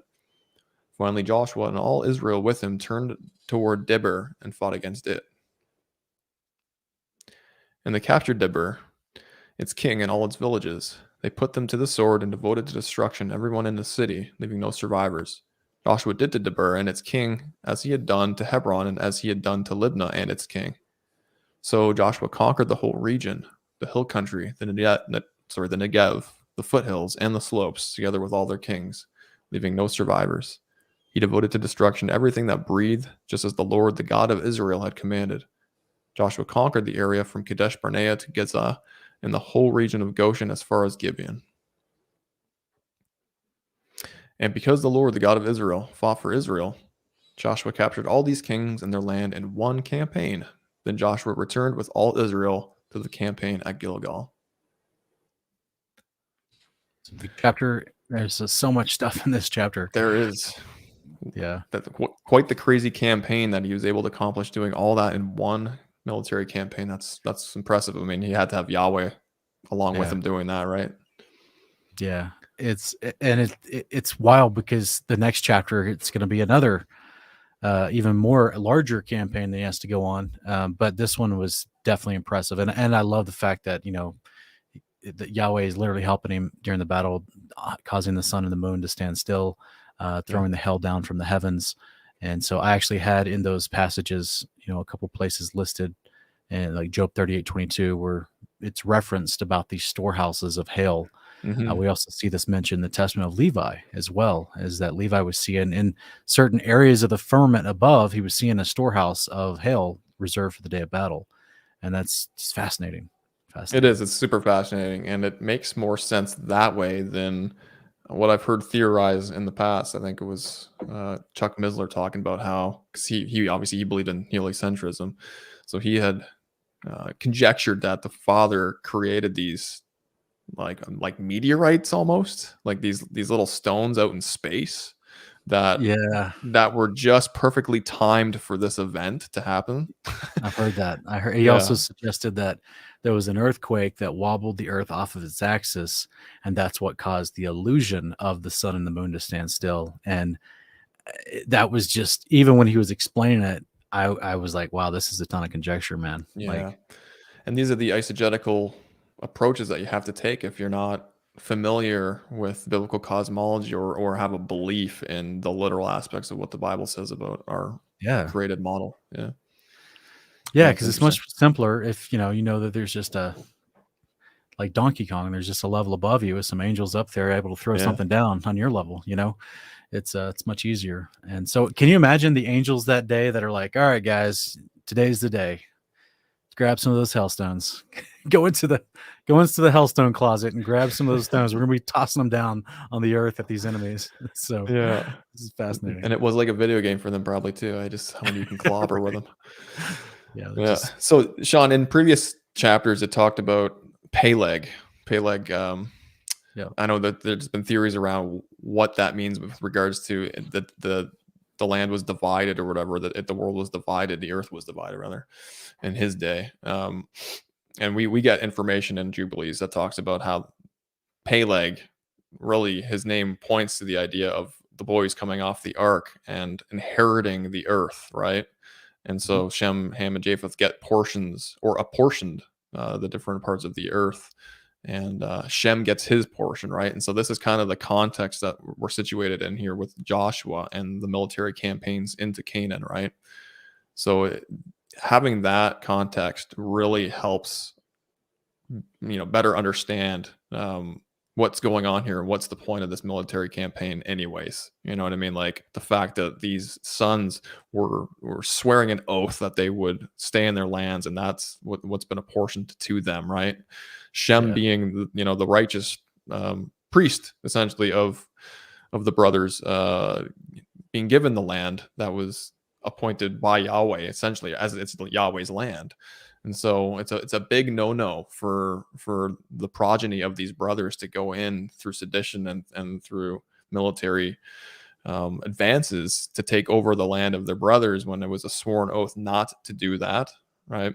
So this is why it can seem so drastic as to why they're moving in and removing all these different clans and these these ites, these Canaanites out of the way there. But it's because it stems back from a very important oath made between the brothers that involved Yahweh and apportioning the land after it was dried up after the flood to these brothers. So fascinating stuff to me, man.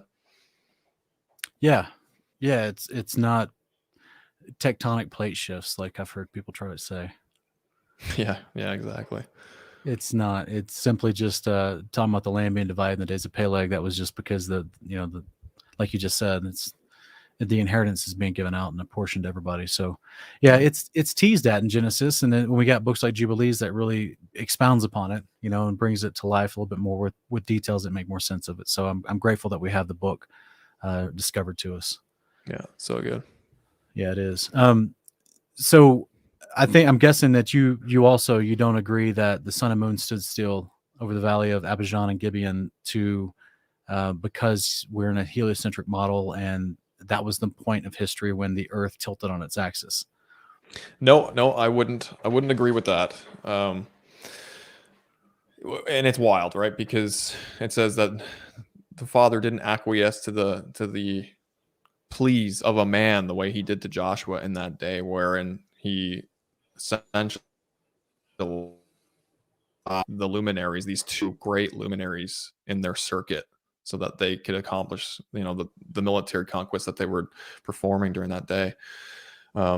Super crazy, right? That the Father can, well, not that he can do it, but that he would even do that for a man. Like, it's not like he could have situated it in such a way where they would still accomplish this campaign and winning it, but that Joshua has such courage and such a connection with Yahweh that he is just requesting that you would intervene in those firmament up above for me, so that we can really achieve what it is that we're trying to set out to do here. Is just remarkable, Yeah. This was a part of the promise that was given to him from Moses back in Deuteronomy, is saying, hey, I'll be with you and we're going to take out all these people in the land of Canaan. Just trust me, be strong and courageous. And here's Joshua walking in those promises, and everything's coming to pass. It's amazing. Yeah. So basically in this chapter, we saw an Amorite city-states confederated to attack Joshua and the Israelites. The Israelites were given the victory by the help of the Almighty, having his angels throw down hailstones, kept in reserve for the first layer of the firmament. Joshua and the Israelites conquered many other regions of the land of Canaan, fulfilling what Yahweh promised him would happen. And unless there's anything else, I'll jump into chapter 11 real quick. Yeah, no, I would just say that this event that's recorded in Joshua 10 here of the sun and moon stopping, is it not recorded in the book of Jasher? So that's right. This is a little tease into our episode of Honor of Kings tomorrow. So join us, brothers and sisters, over on my channel, Hang On His Words, for our episode 19 of season 3, Honor of Kings. We're going to cover the book of Jasher and what that's all about. So please do join us tomorrow evening if you have the time. Yeah, absolutely. It's going to be a fun episode. So here in Joshua 11, it says, now when Jabin, king of Hazor, heard about these things, he sent word to Jobab, king of Madon, to the kings of Shimron and Akshra, to the kings of the north in the mountains, in the Arabah, south of Chinnereth, in the foothills, and in Naphoth Dor to the west, to the Canaanites in the east and the west, to the Amorites, the Hittites, the Perizzites, the Jebusites in the hill country, and to the Hivites at the foot of Hermon, in the land of Mizpah. So these kings came out with all their armies, as a multitude as numerous as the sand on the seashore, along with a great number of horses and chariots. All these kings joined forces and encamped at the waters of Merom to fight against Israel. Then the Lord said to Joshua, do not be afraid of them, for by this time tomorrow I will deliver all of them slain before you. You are to hamstring their horses and burn up their chariots. So by the waters of Merom, Joshua and his whole army came upon them suddenly and attacked them. And the Lord delivered them into the hand of Israel, who struck them down and pursued them all the way to greater Sidon and Mizraphot Maim, and eastward as far as the valley of Mizpah. They struck them down, leaving no survivors. Joshua treated them as the Lord had told him. He hamstrung their horses and burned up their chariots. At that time Joshua turned back and captured Hazor and put its king to the sword, because Hazor was formerly the head of all these kingdoms. So that's interesting, Ken. That's kind of like an empire statement right there. Yeah. Verse 11, the Israelites put everyone in Hazor to the sword, devoting them to destruction. Nothing that breathed remained, and Joshua burned down Hazor itself. Joshua captured all these kings and their cities and put them to the sword. He devoted them to destruction, as Moses the Lord's servant had commanded. Yet Israel did not burn any of the cities built on their mountains, except Hazor, which Joshua burned. The Israelites took for themselves all the plunder and livestock of these cities, but they put all the people to the sword until they completely destroyed them, not sparing anyone who breathed. As the Lord had commanded his servant Moses, so Moses commanded Joshua. That is what Joshua did, leaving nothing undone of all that the Lord had commanded Moses. Joshua took this entire region, the hill country, all the Negev, all the land of Goshen, the western foothills, the Arabah, and the mountains of Israel and their foothills, from Mount Halak, which rises toward Seir, as far as Baal Gad in the valley of Lebanon, at the foot of Mount Hermon. He captured all their kings and struck them down, putting them to death. Joshua waged war against all these kings for a long period of time. No city made peace with the Israelites except the Hivites living in Gibeon. All others were taken in battle. For it was of the Lord to harden their hearts to engage Israel in battle, so that they would be set apart for destruction and would receive no mercy, being annihilated as the Lord had commanded Moses. At that time, Joshua proceeded to eliminate the Anakim from the hill country of Hebron, Debir, and Anab, and from the hill country of Judah and Israel. Joshua devoted them to destruction along with their cities. No Anakim were left in the land of Israelites. Only in Gaza, Gath, and Ashdod did any survive. Joshua took the entire land, in keeping with all the Lord had spoken to Moses, and Joshua gave it as an inheritance to Israel according to the allotments to their tribes. Then the land had rest from war. Yeah, we got some more bloodshed taking place here. Yeah, yes, yeah, he has another one-day epic battle. Israel versus, from what I could tell, it was like 20 plus nations. Israel versus a whole bunch of nations, and then there's still other kings. Well, it wasn't 20 plus at that point. It was more like 12 or 13, because by the time it goes out through the rest of these guys, it equals being 31 total.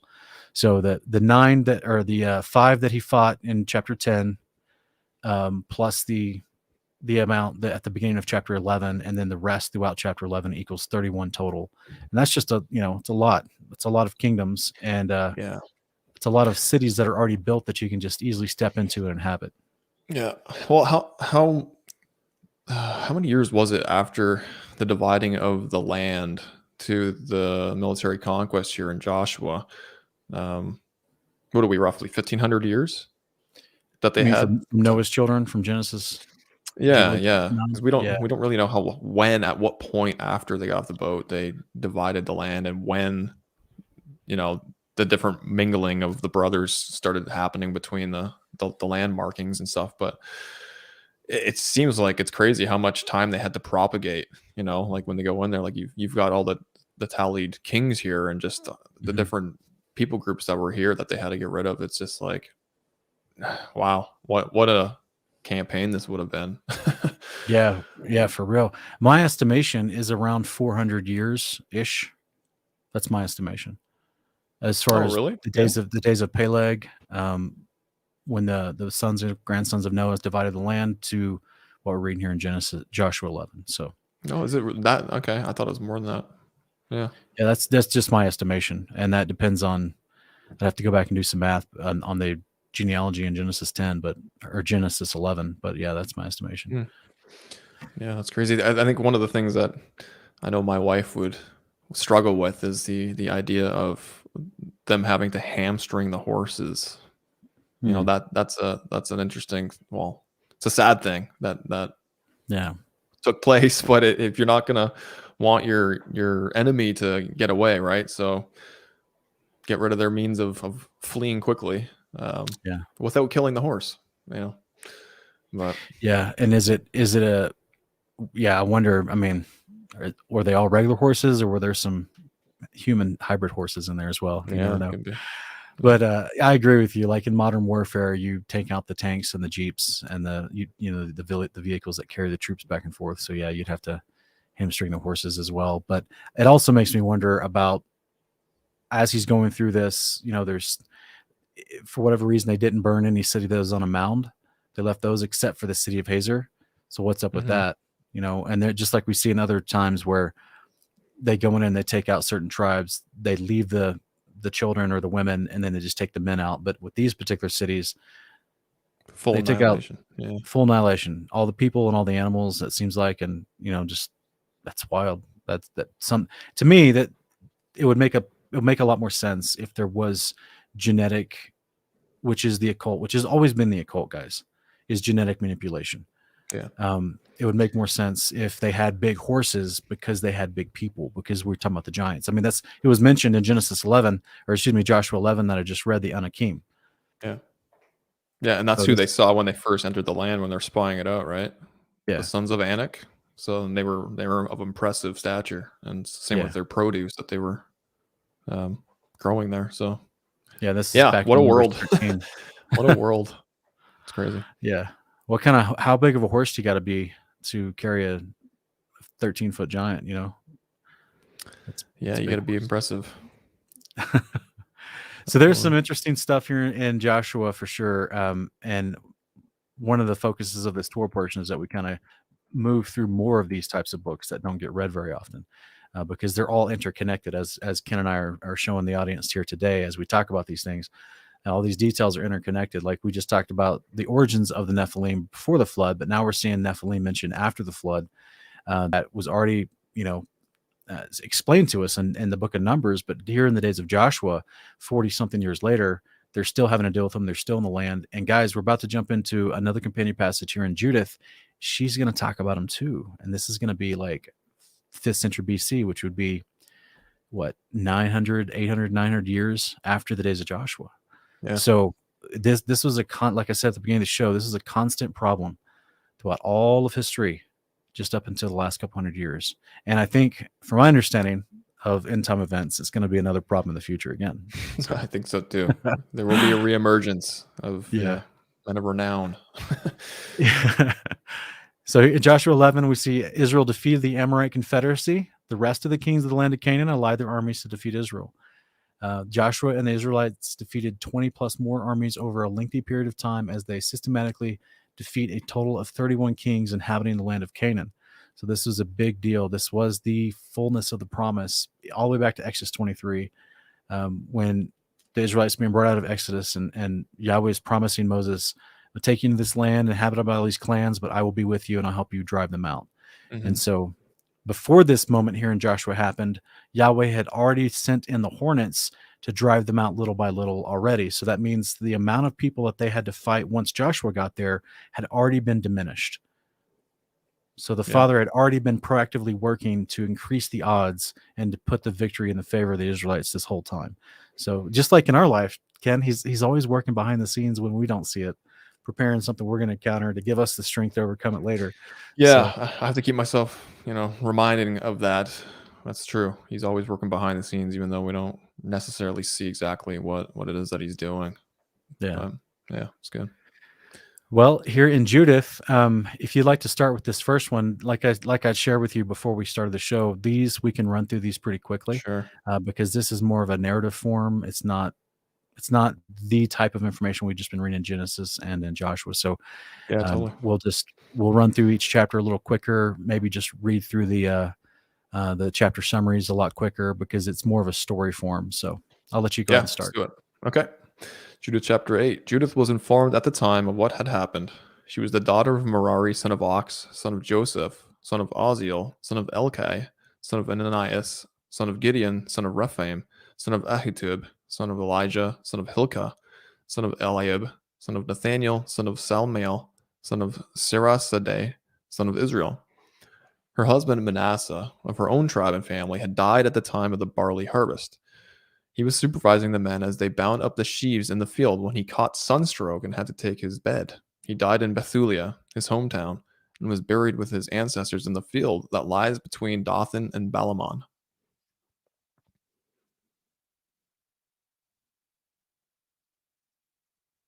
As a widow, Judith stayed inside her home for 3 years and 4 months. She had an upper room built for herself on the roof. She wore sackcloth next to the skin and dressed in widow's weeds. She fasted every day of her widowhood except for the Sabbath eve, the Sabbath itself, the eve of the new moon, the feast of new moon, and the joyful festivals of the house of Israel. Now she was very beautiful, charming to see. Her husband Manasseh had left her gold and silver, menservants and maidservants, herds and land, and she lived among all her possessions. Without anyone finding a word to say against her, so devoutly did she fear God. Hearing how the water shortage had demoralized the people and how they had complained bitterly to the headmen of the town, and being also told what Uzziah had said to them and how he had given them his oath to surrender the town to the Assyrians in 5 days' time, Judith immediately sent the serving woman who ran her household to summon Chabris and Charmith, 2 elders of the town. When these came in, she said, "Listen to me, leaders of the people of Bethulia.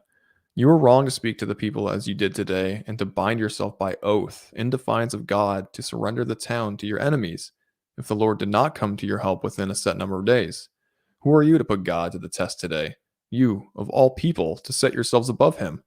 You put the Lord Almighty to the test. You do not understand anything and never will. Ouch. If you cannot sound the depths of the human heart of unravel the arguments of the human mind, how can you fathom the God who made all things, or sound his mind, or unravel his purposes? No, brothers, do not provoke the anger of the Lord our God. Although it may be his will to help us within the next 5 days, he has the power to protect us for as many days as he pleases, just as he has the power to destroy us before our enemies. But you have no right to demand guarantees where the designs of the Lord our God are concerned. For God is not to be threatened as a human being is, nor is he, like a mere human, to be cajoled. Rather, as we wait patiently for him to save, let us plead with him to help us. He will hear our voice if such is his good pleasure. And indeed, of recent times and still today, there is not one tribe of ours, or family, or village, or town that has worshipped gods made by human hand, as once was done, which was the reason why our ancestors were delivered over to the sword and sack and perished in misery at the hands of our enemies. We, for our part, acknowledge no other God but him, and so we may hope he will not look on us disdainfully or desert our nation. If indeed they capture us, as you expect, then all Judea will be captured too, and our holy places plundered, and we shall answer with our blood for their profanation. The slaughter of our brothers, the captivity of our country, the unpeopling of our heritage, will recoil on our own heads among the nations whose slaves we shall become, and our new masters will look down on us as an outrage and a disgrace. For our surrender will not reinstate us in their favor. No, the Lord our God will make it a thing to be ashamed of. So now, brothers, let us set an example to our brothers, since their lives depend on us, and the sanctuary, temple, and altar rests on us. All this being so, let us rather give thanks to the Lord our God, who, as he tested our ancestors, is now testing us. Remember how he treated Abraham? All the ordeals of Isaac, all that happened to Jacob in Syrian Mesopotamia, while he kept the sheep of Laban, his mother's brother? For as these ordeals were intended by him to search their hearts, so now this is not vengeance that God is exacting on us, but a warning inflicted by the Lord on those who are near his heart. Uzziah replied, "Everything you have just said comes from an honest heart, and no one will contradict a word of it. Not that today is the first time your wisdom has been displayed. From your earliest years, all the people have known how shrewd you are and of how sound a heart. But, parched with thirst, the people forced us to act as we had promised them and to bind ourselves by an inviolable oath. You were a devout woman. Pray to the Lord, then, to send us a downpour to fill our storage wells, so that our faintness may pass." Judith replied, "Listen to me. I intend to do something the memory of which will be handed down to the children of our race from age to age. Tonight, you must be at the gate of the town. I shall make my way out with my attendant. Before the time fixed by you for surrendering the town to our enemies, the Lord will make use of me to rescue Israel. You must not ask what I intend to do. I shall not tell you until I have done it." Uzziah and the chief men said, "Go in peace. May the Lord show you a way to take revenge on our enemies." And leaving the upper room, they went back to their posts. Okay. Thank you, Ken. So this, just to give people the setting real quick, this is Judith. She is a Simeonite lady whom was living in the region of Judah during the days of approximately Jehoiachin to Zedekiah.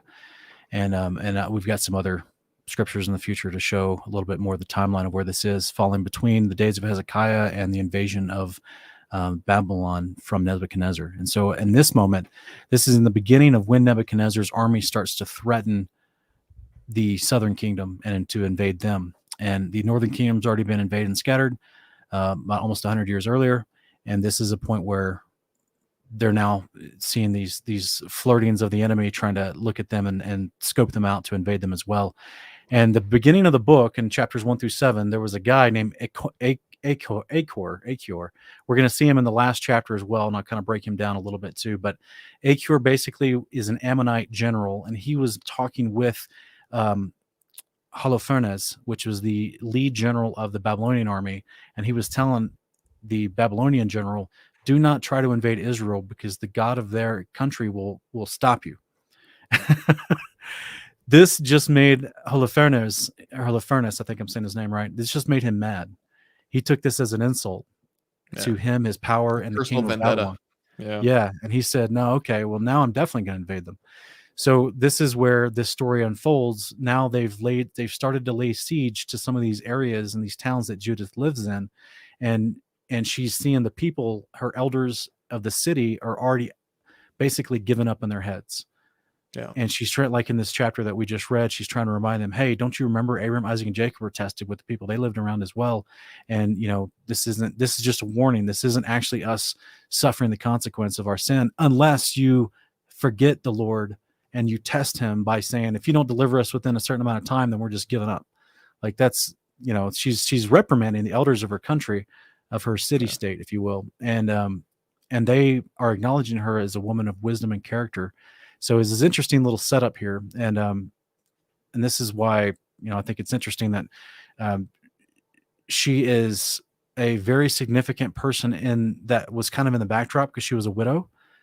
But then now that there's trouble coming to her nation, she's stepping up to do her part because the leaders of her nation are cowards. And this is how the rest of the story is going to unfold. And it's pretty awesome. I'll just jump into chapter 9 real quick. It is awesome. Yeah. Judith threw herself to the ground, scattered ashes on her head, undressed as far as the sackcloth she was wearing, and cried loudly to the Lord.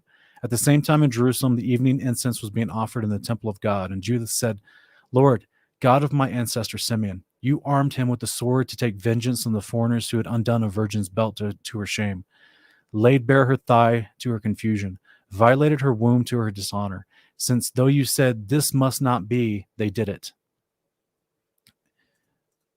Oh, sorry, guys. 1 second. For this you handed their leaders over to slaughter, and their bed, defiled by their treachery, was itself betrayed in blood. You struck the slaves with the chieftains, and the chieftains with their retainers. You left their wives to be carried off, their daughters to be taken captive, and their spoils to be shared out among the sons you loved, who had been so zealous for you, had loathed the stain put on their blood, and called on you for help. O God, my God, now hear this widow too. For you have made the past and what is happening now and what will follow. What is, what will be, you have planned. What has been, you have designed. Your purposes stood forward. See, here we are, they said. For all your ways are prepared and your judgments delivered with foreknowledge. See the Assyrians, with their army abounding, glorying in their horses and their riders, exulting in the strength of their infantry. Trust as they may in the shield and spear and bow and sling, and in you they have not recognized the Lord, the breaker of battle lines. Yours alone is the title of Lord. Break their violence with your might. In your anger, bring down their strength. For they plan to profane your holy place, to defile the tabernacle, the resting place of your glorious name, and to hack down the horn of your altar. Observe their arrogance and send fury on their heads. Give the strength I have in mind to this widow's hand. By guile of my lips, strike down slave with master and master with retainer. Break their pride by a woman's hand. Your strength does not lie in numbers, nor your might in strong men, since you are the God of the humble, the help of the oppressed, the support of the weak, the refuge of the forsaken, the savior of the despairing. Please, God, please, God of my father, God of the heritage of Israel, master of heaven and earth, creator of the waters. I love that, Ken, creator of the waters, right? We only see that in Jubilees 2 too. Creator of the waters, king of the whole creation, hear my prayer. Give me a beguiling tongue to wound and to kill those who have formed such cruel designs against your covenant, against your holy dwelling place, against Mount Zion, against the house belonging to your sons, and demonstrate to every nation, every tribe, that you are the Lord, God of all power, all might, and that the race of Israel has no protector but you. So very quick chapter. She's in a prayer. She already went to her leaders and she told them what she's going to do, or she told them, I'm going to do something. I'm not going to tell you exactly what it is. And she's already has this plan in mind. And now she's going to pray and ask God for the strength to do this. And so this is where it's about to kick off. Yeah, may we all have the tenacity and the courage that this woman displayed, eh? Like it's amazing just reading it and just kind of looking at the milieu of what we're experiencing in today's world and just how it can be very easy to succumb to fear and give in, right? People who are just giving in to the agenda, if you know what I mean. Yeah. And it's, you know, the Father, as she said, knows the end from the beginning, right? Like he has this all planned out. And he's the creator of the waters, as she said, right? Which is ironic because that's what they needed in the time. They were thirsting And so right. he can easily open up the heavens, give them what they need, right? And just as he can for us in our day and age, he can do whatever is necessary for us if it's within his will. So it's just a very encouraging couple chapters for sure. Yeah. Yeah, it's going to get better. You ready for 10? Yeah, absolutely. Okay. Thus Judith called on the God of Israel. When she had finished praying, she got up from the floor, summoned her maid, and went down into the rooms which she used on Sabbath days and festivals. There she removed the sackcloth she was wearing, and taking off her widow's dress, she washed all over, anointed herself plentifully with perfumes, dressed her hair, wrapped a turban around it, and put on the robe of joy she used to wear when her husband Manasseh was alive.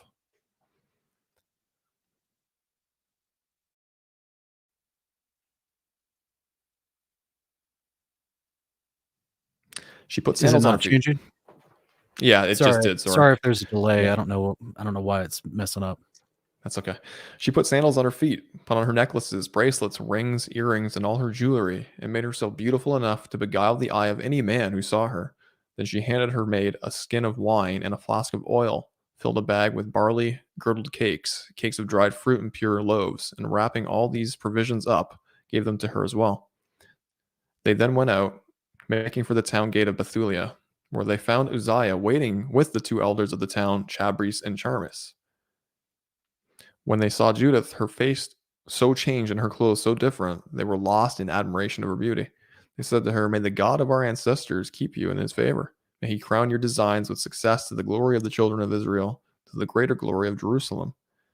Judith worshipped God, and then she said, "Have the town gate opened for me so that I can go out and fulfill all the wishes you expressed to me." They did as she asked and gave orders to the young men to open the gate for her. This done, Judith went out accompanied by her maid, while the men of the town watched her all the way down the mountain and across the valley until they lost sight of her. As the women were making straight through the valley, an advanced unit of Syrians intercepted them, and, seizing Judith, began to question her. "Which side are you on? Where do you come from? Where are you going?" "I am a daughter of the Hebrews," she replied, "and I am fleeing from them, since they will soon be your prey. I am on my way to see Holofernes, the general of your army, to give him trustworthy information. I shall show him the road to take if he wants to capture all the hill country without losing one man or one life." As the men listened to what she was saying, they stared in astonishment at the sight of such a beautiful woman. It will prove the saving of you," they said to her, "coming down to see our master of your own accord. You had better go to his tent. Some of your men will escort you and hand you over to him. Once you are in his presence, do not be afraid. Tell him what you have just told us, and you will be treated well." They then detailed 100 of their men as escort for herself and her attendant, and these led them to the tent of Holofernes. News of her coming had already spread through the tents, and there was a general stir in the camp. She was still outside the tent of Holofernes waiting to be announced when a crowd began forming around her. They were immediately impressed by her beauty and impressed with the Israelites because of her. "Who could despise a people who have women like this?" they kept saying. "Better not leave one of them alive. Let any go, and they could twist the whole world round their fingers." That's hilarious. I know. Okay, the bodyguard and adjutants of Holofernes then came out and led Judith into the tent. Holofernes was resting on his bed under a canopy of purple and gold studded with emeralds and precious stones.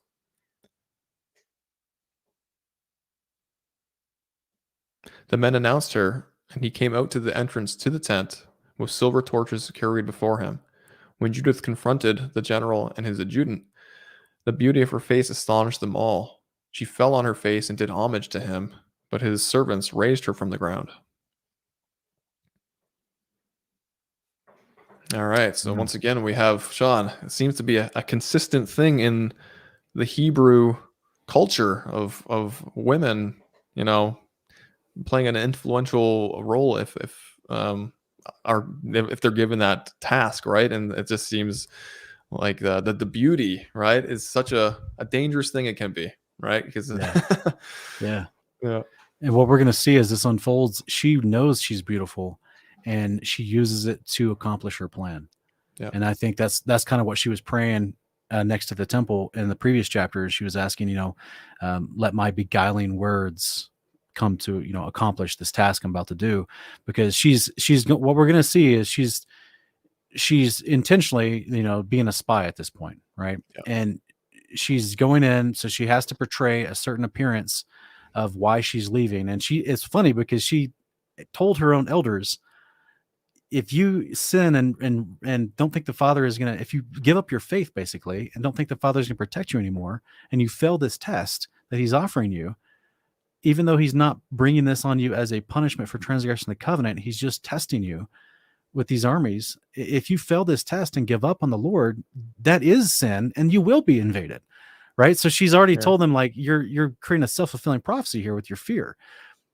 She's going to actually communicate that same thing to the Assyrian camp as why she's leaving, which is technically true, but she's doing it in a very deceptive way, right? Yeah. There's elements it's fascinating. of truth in it. Yeah, she's very, very subtle and very wise in how she's doing this.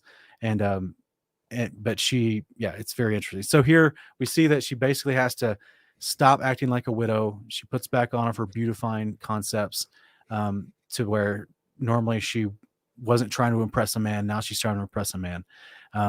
The Assyrians had already surrounded the region near Judith's town, and they had stopped the traffic of trade and the water sources to the city. This is how they would siege a city in ancient times. So Judith needed permission to actually leave the city gates that were closed so she could cross over to the Assyrian-held territory. Judith then enters the Assyrian military camp and enters their camp to speak with the general at that time. And I'll pick up 11 real quick. So in verse, and I'm sorry, did you have something else you want to say real quick? No, I just said okay. Sounds good. So here in 11, she says, or the general Holofernes says, "Courage, woman, do not be afraid. I have never hurt anyone who chose to serve Nebuchadnezzar, king of the whole world. Even now, if your nation of mountain dwellers had not insulted me, I would not have raised a spear against them.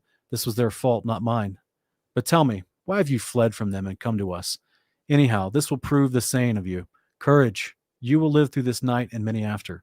No one will hurt you. On the contrary, you'll be treated as well as any who serve my lord, King Nebuchadnezzar." This dude's got an ego. Yeah.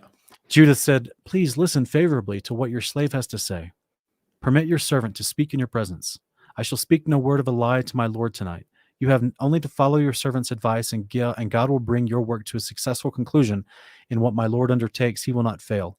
Long live Nebuchadnezzar, king of the whole world, who has sent you to set every living soul to rights. May his power endure.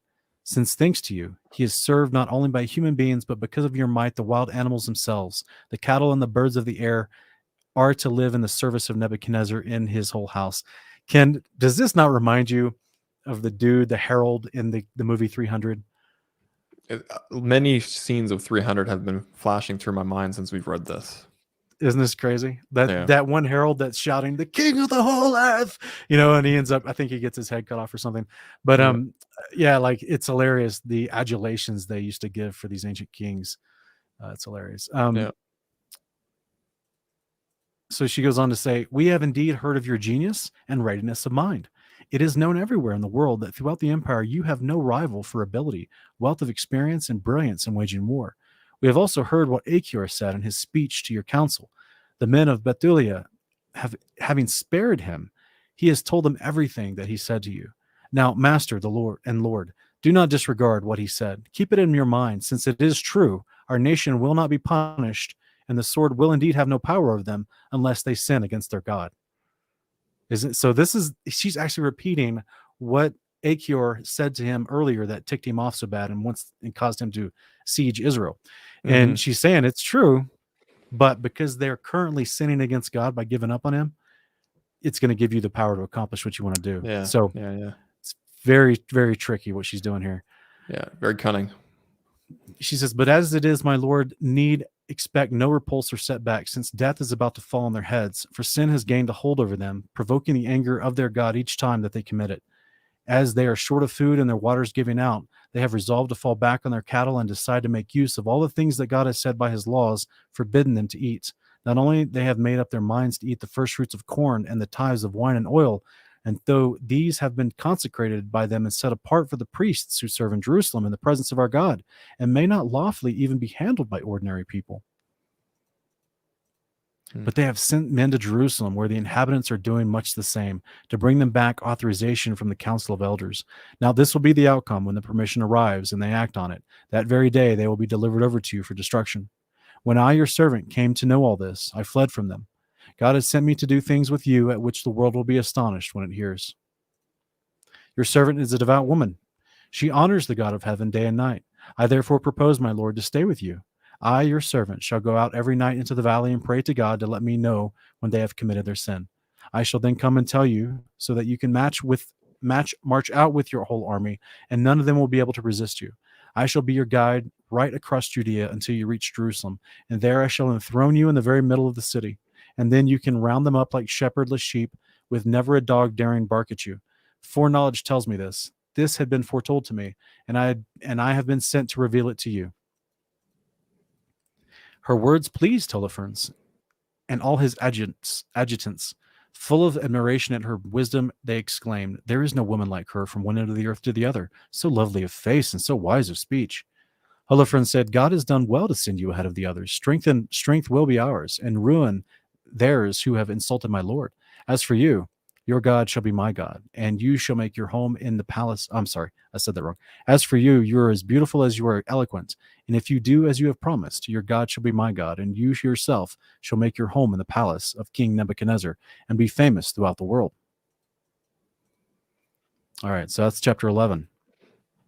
Yeah. So she's laying it on thick. She's got the flattery going. She's seducing him with her looks already. She's causing him to treat her favorably, as opposed to anyone else that may have just defected, from a country they're invading. And I just think it's fascinating. Well, and she's not only is she manipulating the whole situation, she's creating the scenarios for them in terms of how they're going to accomplish this by her saying, I'll essentially be by your side doing it. Like, I'll lead you through this and that, and we'll sit you up. And she's bolstering this plan of hers in a way that it's already striking this guy's pride. I mean, this guy's super prideful as it is, right? But like, he's loving it because it sounds like a perfect, tactic here. And she's just, I just love how she's doing it, right? They're already so enthralled with her. They trust her. They believe her. Everything she's saying, they're willing to do. It's just like, oh man, like it just falls into the trap, right? Trap of a beautiful woman. Well, you want the 12? Yeah, I'll take it. With that, he had brought into where his silver dinner service was already laid, and he had his food served to her and his own wine poured out for her. But Judith said, "I would rather not eat this, in case I incur some fault. What I have brought will be enough for me." "Suppose your provisions run out," Holofernes asked. "How could we get more of the same sort? We have no one belonging to your race here." "May your soul live, my lord," Judith answered. "The Lord will have used me to accomplish his plan before your servant has finished these provisions." Holofernes' adjutants then took her to a tent where she slept until midnight. A little before the morning watch, she got up. She had already sent this request to Holofernes: "Let my lord kindly give orders for your servant to be allowed to go out and pray." And Holofernes had ordered his guards not to prevent her. She stayed in the camp for 3 days. She went out each night to the valley of Bethulia and washed at the spring where the picket had been posted. As she went, she prayed to the Lord God of Israel to guide her in her plan to relieve the children of her people. Having purified herself, she would return and stay in her tent until her meal was brought her in the evening. On the 4th day, Holofernes gave a banquet, inviting only his own staff and none of the other officers. He said to Begoas, the officer in charge of his personal affairs, "Go and persuade that Hebrew woman you are looking after to come and join us and eat and drink in our company. We shall be disgraced if we let a woman like this go without seducing her. If we do not seduce her, everyone will laugh at us."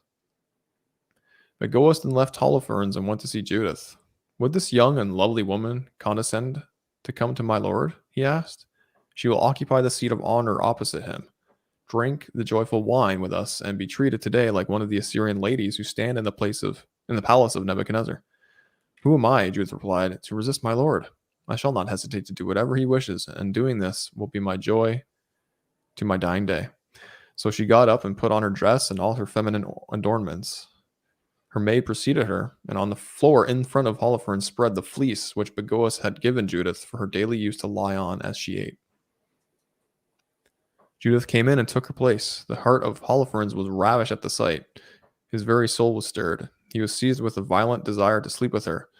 And indeed, since the first day he saw her, he had been waiting for an opportunity to seduce her.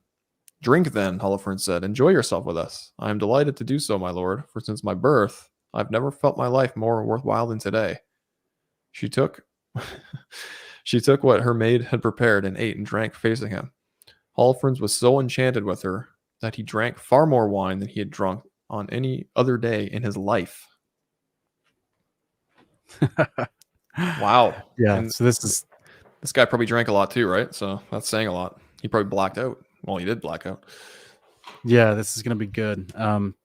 So she's just playing up, her beauty. She's wiggling her way in closer to him, and now she's going to play upon what he clearly she's noticed in him. He wants her, right? He wants to seduce her and sleep with her, and so she's going to use that to her advantage. And I thought it's interesting though that she had brought her own food and she refused to eat the food of the Assyrians. Yeah. To me, that I just like wondered how what she brought. Yeah, and I like how she packed just enough because she knew that she wouldn't be there long anyways, right? Yeah. And just like as we're reading it, I'm just thinking like the guts she had, right? Like just think about, being a woman with all you have is your companion, your other female companion with you there, and you're amidst these wolves, right? Who would likely just ravage her, and they're kept at bay, right? And she's just continuing her little plot here, and there's no cracks in her plot, and they're not seeing any deceptiveness here. They've completely bought it, and to maintain that is the courage and the mindset that you have to continue this for days there, right? To essentially transform yourself into a person and put on this act. Like, I just can't imagine what that would be like, in that scenario. It's amazing. Some serious courage for sure. I love the fact that, like you're saying, the father is protecting her. She's given her own sleeping quarters, and she can go out and bathe whenever she wants. Which she told them, like, hey, I'm going to go pray every night. I'm already letting you know. I need to go pray every night to see when my Israelite fellow countrymen have committed this sin, so that you can attack. So that's her excuse, if you will, at night to leave the house and be away. Which to me, in a practical manner, this is perfect, because then if Holofernes get its idea to come try to seduce her before this banquet, she was gone out of the room anyway. So there's a lot of cool practical things that she's already organized into her plan, and it's very bold. So now he's getting to the point when to seduce her, but he drinks too much and he's about to pass out. And I'll pick up chapter 13 real quick. Okay. But it grew late and his staff hurried away. Bagoas closed the tent from the outside, having shown out those who still lingered in his Lord's presence. They went to their beds, wearied with too much drinking. And Judith was left alone in the tent with Holofernes, who had collapsed wine-sodden on his bed. Judith then told her maid to stay just outside the bedroom and wait for her to come out, as she did every morning. She had let it be understood she would be going out to her prayers, and had also spoken of her intentions to Bagoas. By now, everyone had left Holofernes, and no one, either important or unimportant, was left in the bedroom. Standing beside the bed, Judith murmured to herself, Lord God, to whom all strength belongs, prosper what my hands are now to do for the greater glory of Jerusalem. Now is the time to recover your heritage and to further my plans to crush the enemies arrayed against us. With that, she went up to the bedpost by Holofernes' head and took down his scimitar. Coming closer to the bed, she caught him by the hair and said, Make me strong today, Lord God of Israel. Twice she struck at his neck with all of her might and cut off his head. She then rolled his body off the bed and pulled down the canopy from the bedposts. After which, she went out and gave the head of Holofernes to her maid, who put it in her food bag. The two then left the camp together, as they always did when they went to pray. Once they were out of the camp, they skirted the ravine, climbed the slope to Bethulia, and made for the gates. From a distance, Judith shouted to the guards on the gates, Open the gate! Open! For the Lord our God is with us still, displaying his strength in Israel and his might against our enemies, as he has done today. Hearing her voice, the townsmen hurried down to the gate and summoned the elders. Everyone, great and small, came running down, since her arrival was unexpected. They threw the gate open, welcomed the women lit a fire to see by and crowded around them. And Judith raised her voice and said, "Praise God, praise him, praise the God who has not withdrawn his mercy from the house of Israel, but has shattered our enemies by my hand tonight." She pulled the head out of the bag and held it for them to see. "This is the head of Holofernes, the general in chief of the Assyrian army. Here is the canopy under which he lay drunk. The Lord has struck him down by the hand of a woman. Glory to the Lord who has protected me in the course I took. My face seduced him only to his own undoing. He committed no sin with me to shame me or disgrace me." Overcome with emotion, the people prostrated themselves and worshiped God, exclaiming with one voice, "Blessing on you, our God, for confounding your people's enemies today." Uzziah then said to Judith, "May you be blessed, my daughter, by God Most High, beyond all women on earth, and blessed be the Lord God, creator of heaven and earth, who guided you to cut off the head of the leader of our enemies. The trust which you have shown will not pass from human hearts, as they commemorate the power of God forevermore. God grant you may be always held in honor and rewarded with blessing, since you did not consider your own life when our nation was brought to its knees, but warded off our ruin, walking in the right path before our God." And the people all said, "Amen, amen."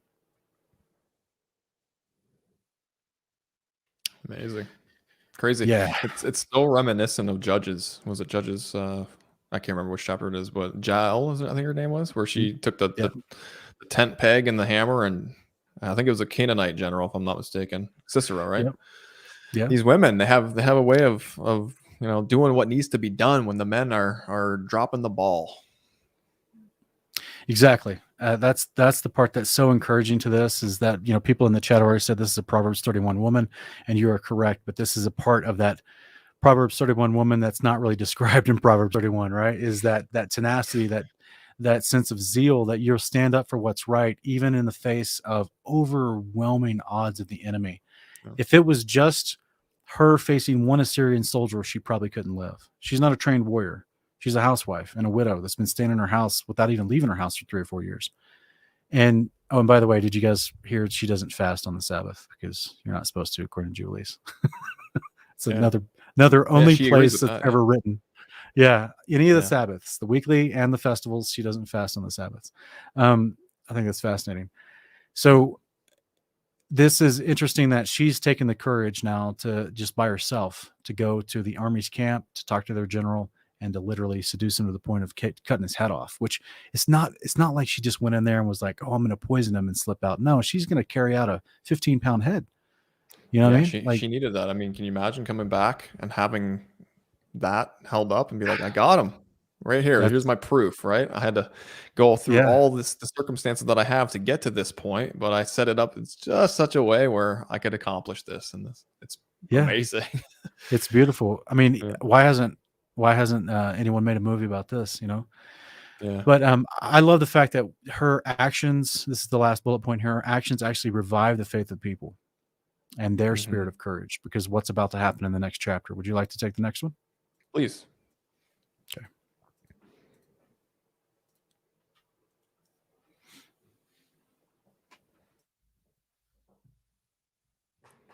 All right, Judith 14. Here we go. Judith said, "Listen to me, brothers. Take this head and hang it on your battlements. When morning comes and the sun is up, let every man take his arms and every able-bodied man leave the town.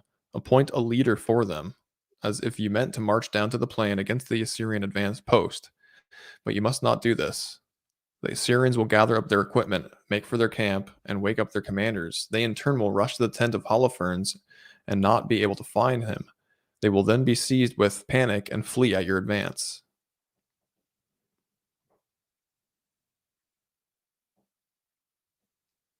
All you and the others who live in the territory of Israel will have to do is to give chase and slaughter them as they retreat.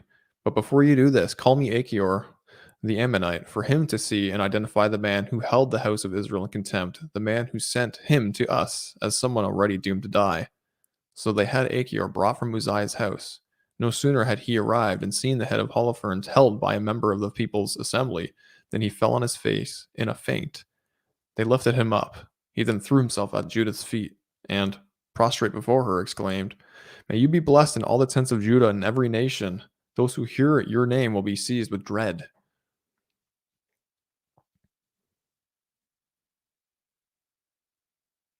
Now tell me everything that you have done in these past few days. And surrounded by the people, Judith told him everything she had done from the day she left Bethulia to the moment when she was speaking. When she came to the end, the people cheered at the top of their voices until the town echoed. Achior, recognizing all that the God of Israel had done, believed ardently in him and, accepting circumcision, was permanently incorporated into the house of Israel. At daybreak, they hung the head of Holofernes on the ramparts. Every man took his arms, and they all went out in groups to the slopes of the mountain. Seeing this, the Assyrians sent word to their leaders, who in turn reported to the generals, the captains of thousands, and all the other officers. And these in their turn reported to the tent of Holofernes. Rouse our master, they said to his major domo. These slaves have dared to march down on us to attack and to be wiped out to a man. Begoas went inside and struck the curtain dividing the tent, thinking that Holofernes was sleeping with Judith. But as no one seemed to hear, he drew the curtain and went into the bedroom to find him thrown down dead on the threshold with his head cut off. He gave a great shout, wept, sobbed, shrieked, and rent his clothes. He then went into the tent which Judith had occupied and could not find her either. Then, rushing out to the men, he shouted, "The slaves have rebelled! A single Hebrew woman has brought shame on the house of Nebuchadnezzar. Holofernes is lying dead on the ground without his head." When they heard this, the leaders of the Assyrian armor tore their tunics in consternation, and the camp rang with their wild cries and their shouting. Yeah.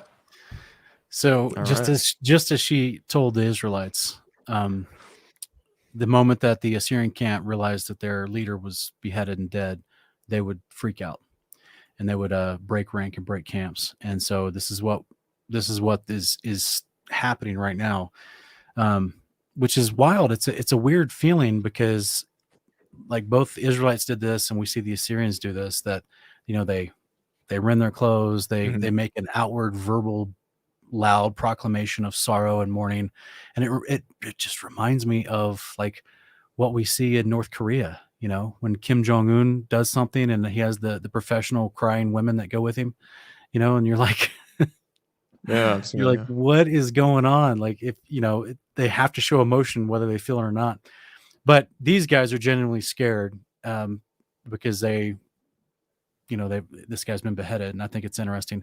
But what I think is really fascinating, what you just read, is, let me go back to it real quick, is in this verse here. I think it was, right here, verse 10. Achior gets circumcised and permanently incorporated in the house of Israel. So he gets grafted in. This is an Ammonite general. And that's crazy. How beautiful is this, Ken? That like we see Exodus 12 talking about getting grafted in. We see Numbers 35, there's one law for the foreigner, the stranger dwelling among you. We see that, the Acts 15, the Acts chapter 10, that, all the Ephesians 2, 8 through 10. We see this talking about, Romans 10 and 11. We see this idea about being grafted in and becoming part of Israel, but we've never actually seen a story for it. To my knowledge, this is the only story where an actual outsider, not born of Israel, grafts into them. Because even the Syrian commander, Naaman, he gets healed of leprosy, but he still goes back to his Aramean king and lives with him.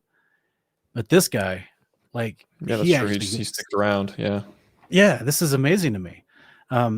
So this right here would be a huge reason why I would think the rabbinical Pharisees of Judaism would not want this book in their canon. Yeah, I would agree with that. Absolutely. So, yeah, fascinating to me. So there's a lot going on here, and the story is thickening. So I'll jump to 15 unless there's something else you want to talk about. No, that's good. We can go on. Okay, because we just got 2 left and we'll be done. And the men who were still in their tents heard the news. They were appalled, panic-stricken and trembling. No 2 of them could keep together. The rout was complete. With one accord, they fled along every track across the plain or through the mountains.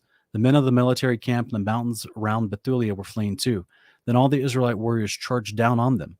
Uzziah sent messengers to Betumastham, Bebe, Choba, Kola, throughout the whole territory of Israel, to inform them of what had happened and to urge them all to hurl themselves on the enemy and to annihilate them. As soon as the Israelites heard the news, they fell on them as one man and massacred them all the way to Choba. The men of Jerusalem and the entire mountain country also rallied to them once they had been informed of the events in the enemy camp.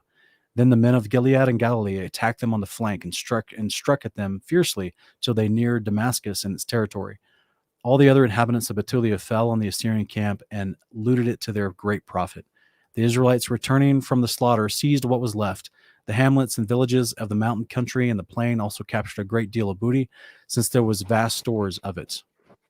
Joachim, the high priest, and the entire council of elders of Israel who were in Jerusalem came to gaze on the benefits that the Lord had lavished on Israel and to see Judith and congratulate her. On coming to her house, they blessed her with one accord, saying, "You are the glory of Jerusalem. You are the great pride of Israel. You are the highest honor of our race. By doing all this with your own hand, you have deserved well of Israel, and God has approved what you have done. May you be blessed by the Lord Almighty in all the days to come." And all the people said, "Amen." The people looted the camp for 30 days. They gave Judith the tent of Holofernes and all his silver plate, his divians, his drinking bowls, and all his furniture. She took this, loaded her mule, harnessed her carts, and heaped the things into them. All the women of Israel, hurrying to see her, formed choirs of dancers in her honor. Judith took wands of vine leaves in her hand and distributed them to the women who accompanied her. She and her companions put on wreaths of olive. Then she took her place at the head of the procession and led the women as they danced. All the men of Israel, armed and garlanded, followed them singing hymns. With all Israel around her, Judith broke into this song of thanksgiving, and the whole people sang this hymn. It's how wild is that, eh? I can't imagine actually participating in such a culture when you actually compare it to like ours, like the one in here in the West that I'm in. It just seems highly unlikely that something like that could excite anybody. We're just so like dead with all our devices, and like, I know it's being programmed to have no community during these days, right? And to just stick to your online world and get into the virtual world. And I'm just picturing myself being among that celebration, and just it excites me for the kingdom to come. I think there's going to be a lot of that in the kingdom. And so I know I seem like a mellowed out, like Eeyore type of person sometimes, but I can celebrate. And, I just envision being amongst this celebration, and in the circumstances for the celebration are incredible. And I think about the future and how amazing it will be to be among these types of people who are willing to sing out in hymns and wear all these incredible vestures and displays of the garlands that they were wearing and stuff like that. It's really cool. Yeah, it seems like a beautiful culture to be a part of, and such joy is shared by everybody. Because I've been in some really horrible parades as a kid where people were like manufacturing excitement, but yet you look just to the right where people are standing beside the parade and they're just like, they're just waiting to go back home. Like, was this thing? How many cars are in this parade? So yeah, I can, that kind of joy. Wallflower. I remember when I was in Bible college, I was trying to talk to some of the people of the church I went to and some of the people in Bible college. And I was like, how can we organize a parade for Jesus? Because there was in the town I lived in Tulsa, they had already started having the gay pride parades. And so I was like, well, how can we organize an actual parade for Jesus and have all the churches show up? And I remember one of the pastors telling me, having all the churches show up to that would be a tough part. Yeah. And that's where I was like, this fractured and frayed body I'm a part of. It's so frustrating. All right, brother. Do you want the last chapter? Yeah, I can grab it. I'm just reading the live chat there. Hannibal's saying Canadians are calm to preserve energy during the winter. Yeah, I guess so. we'll say that's what it is. It's good stuff. All right, Judith 16. Break into song for my God, to the tambourine, sing in honor of the Lord, to the cymbal, let psalm and canticle mingle for him. Extol his name, invoke it. For the Lord is a God who breaks battle lines. He has pitched his camp in the middle of his people to deliver me from the hands of my oppressors. Assyria came down from the mountains of the north, came with tens of thousands of his army. Their multitude blocked the ravines, their horses covered the hills. He threatened to burn out my country, destroy my young men with the sword, dash my sucklings to the ground, make prey of my little ones, carry off my maidens. But the Lord Almighty has thwarted them with a woman's hand, for their hero did not fall at the young men's hand. It was not the sons of Titans struck him down, no proud giants made the attack, but Judith, the daughter of Merari, who disarmed him with the beauty of her face. She laid aside her widow's dress to raise up those who were oppressed in Israel. She anointed her face with perfume, bound her hair under a turban, put on a linen gown to seduce him. Her sandal ravished his eye, her beauty took his soul prisoner, and the scimitar cut through his neck. The Persians trembled at her boldness, the Medes were daunted by her daring. These were struck with fear when my lowly ones raised the war cry. These were seized with terror when my weak ones shouted, and when they raised their voices, these gave a ground. The children of mere girls ran them through, pierced them like the offspring of deserters. They perished in the battle of my Lord. I shall sing a new song to my God. Lord, you are great, you are glorious, wonderfully strong, unconquerable. May your whole creation serve you. For you spoke and things came into being. You sent your breath and they were put together. And no one can resist your voice. Should mountains be tossed from their foundations to mingle with the waves? Should rocks melt like wax before your face to those who fear you? You would still be merciful. A little thing indeed is a sweetly smelling sacrifice. Still less the fat burned for you in burnt offering. But whoever fears the Lord is great forever. Woe to the nations who rise against my race. The Lord Almighty will punish them on judgment day. He will send fire and worms in their flesh, and they will weep with pain forevermore. When they reached Jerusalem, they fell on their faces before God, and once the people had been purified, they presented their burnt offerings, voluntary offerings, and gifts. All Holofernes' property given her by the people, and the canopy she herself had stripped from his bed, Judith vowed to God as a dedicated offering. For 3 months, the people gave themselves up to rejoicings in front of the temple in Jerusalem, where Judith stayed with them. When this was over, everyone returned home. Judith went back to Bethulia and lived on her property. As long as she lived, she enjoyed a great reputation throughout the country. She had many suitors, but all her days, from the time her husband Manasseh died, was gathered to his people. She never gave herself to another man. Her fame spread more and more. The older she grew in her husband's house, she lived to the age of 105. She emancipated her maid, then died in Bethulia and was buried in the cave where Manasseh, her husband, lay. The house of Israel mourned her for 7 days. Before death, she distributed her property among her own relations and those of her husband Manasseh. Never again during the lifetime of Judith, nor indeed for a long time after her death, did anyone trouble the Israelites. Wow. I bet she did have quite the reputation after that, eh? Yeah. Yeah, she definitely was honored the rest of her life. And I love how in her prayer, in her song of Thanksgiving, she mentions that it wasn't any strong young men. It wasn't the Titans or the giants that defeated Yeah. the Assyrian, but it was the hand of a woman.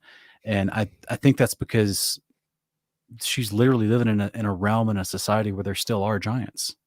Yeah, absolutely. I know there's some John Carter in the chat's asking, was Holofernes a Nephilim giant? I don't know. It doesn't say. The text doesn't say. I don't think, but yeah, it didn't. It feel like with all the description and interaction, it would have told us if he was. yeah. I I think the don't know, point but of it mentioning a Titan or a giant, it was just saying that it wasn't one of those that I ended up doing it. It was just the small hand of a woman, right?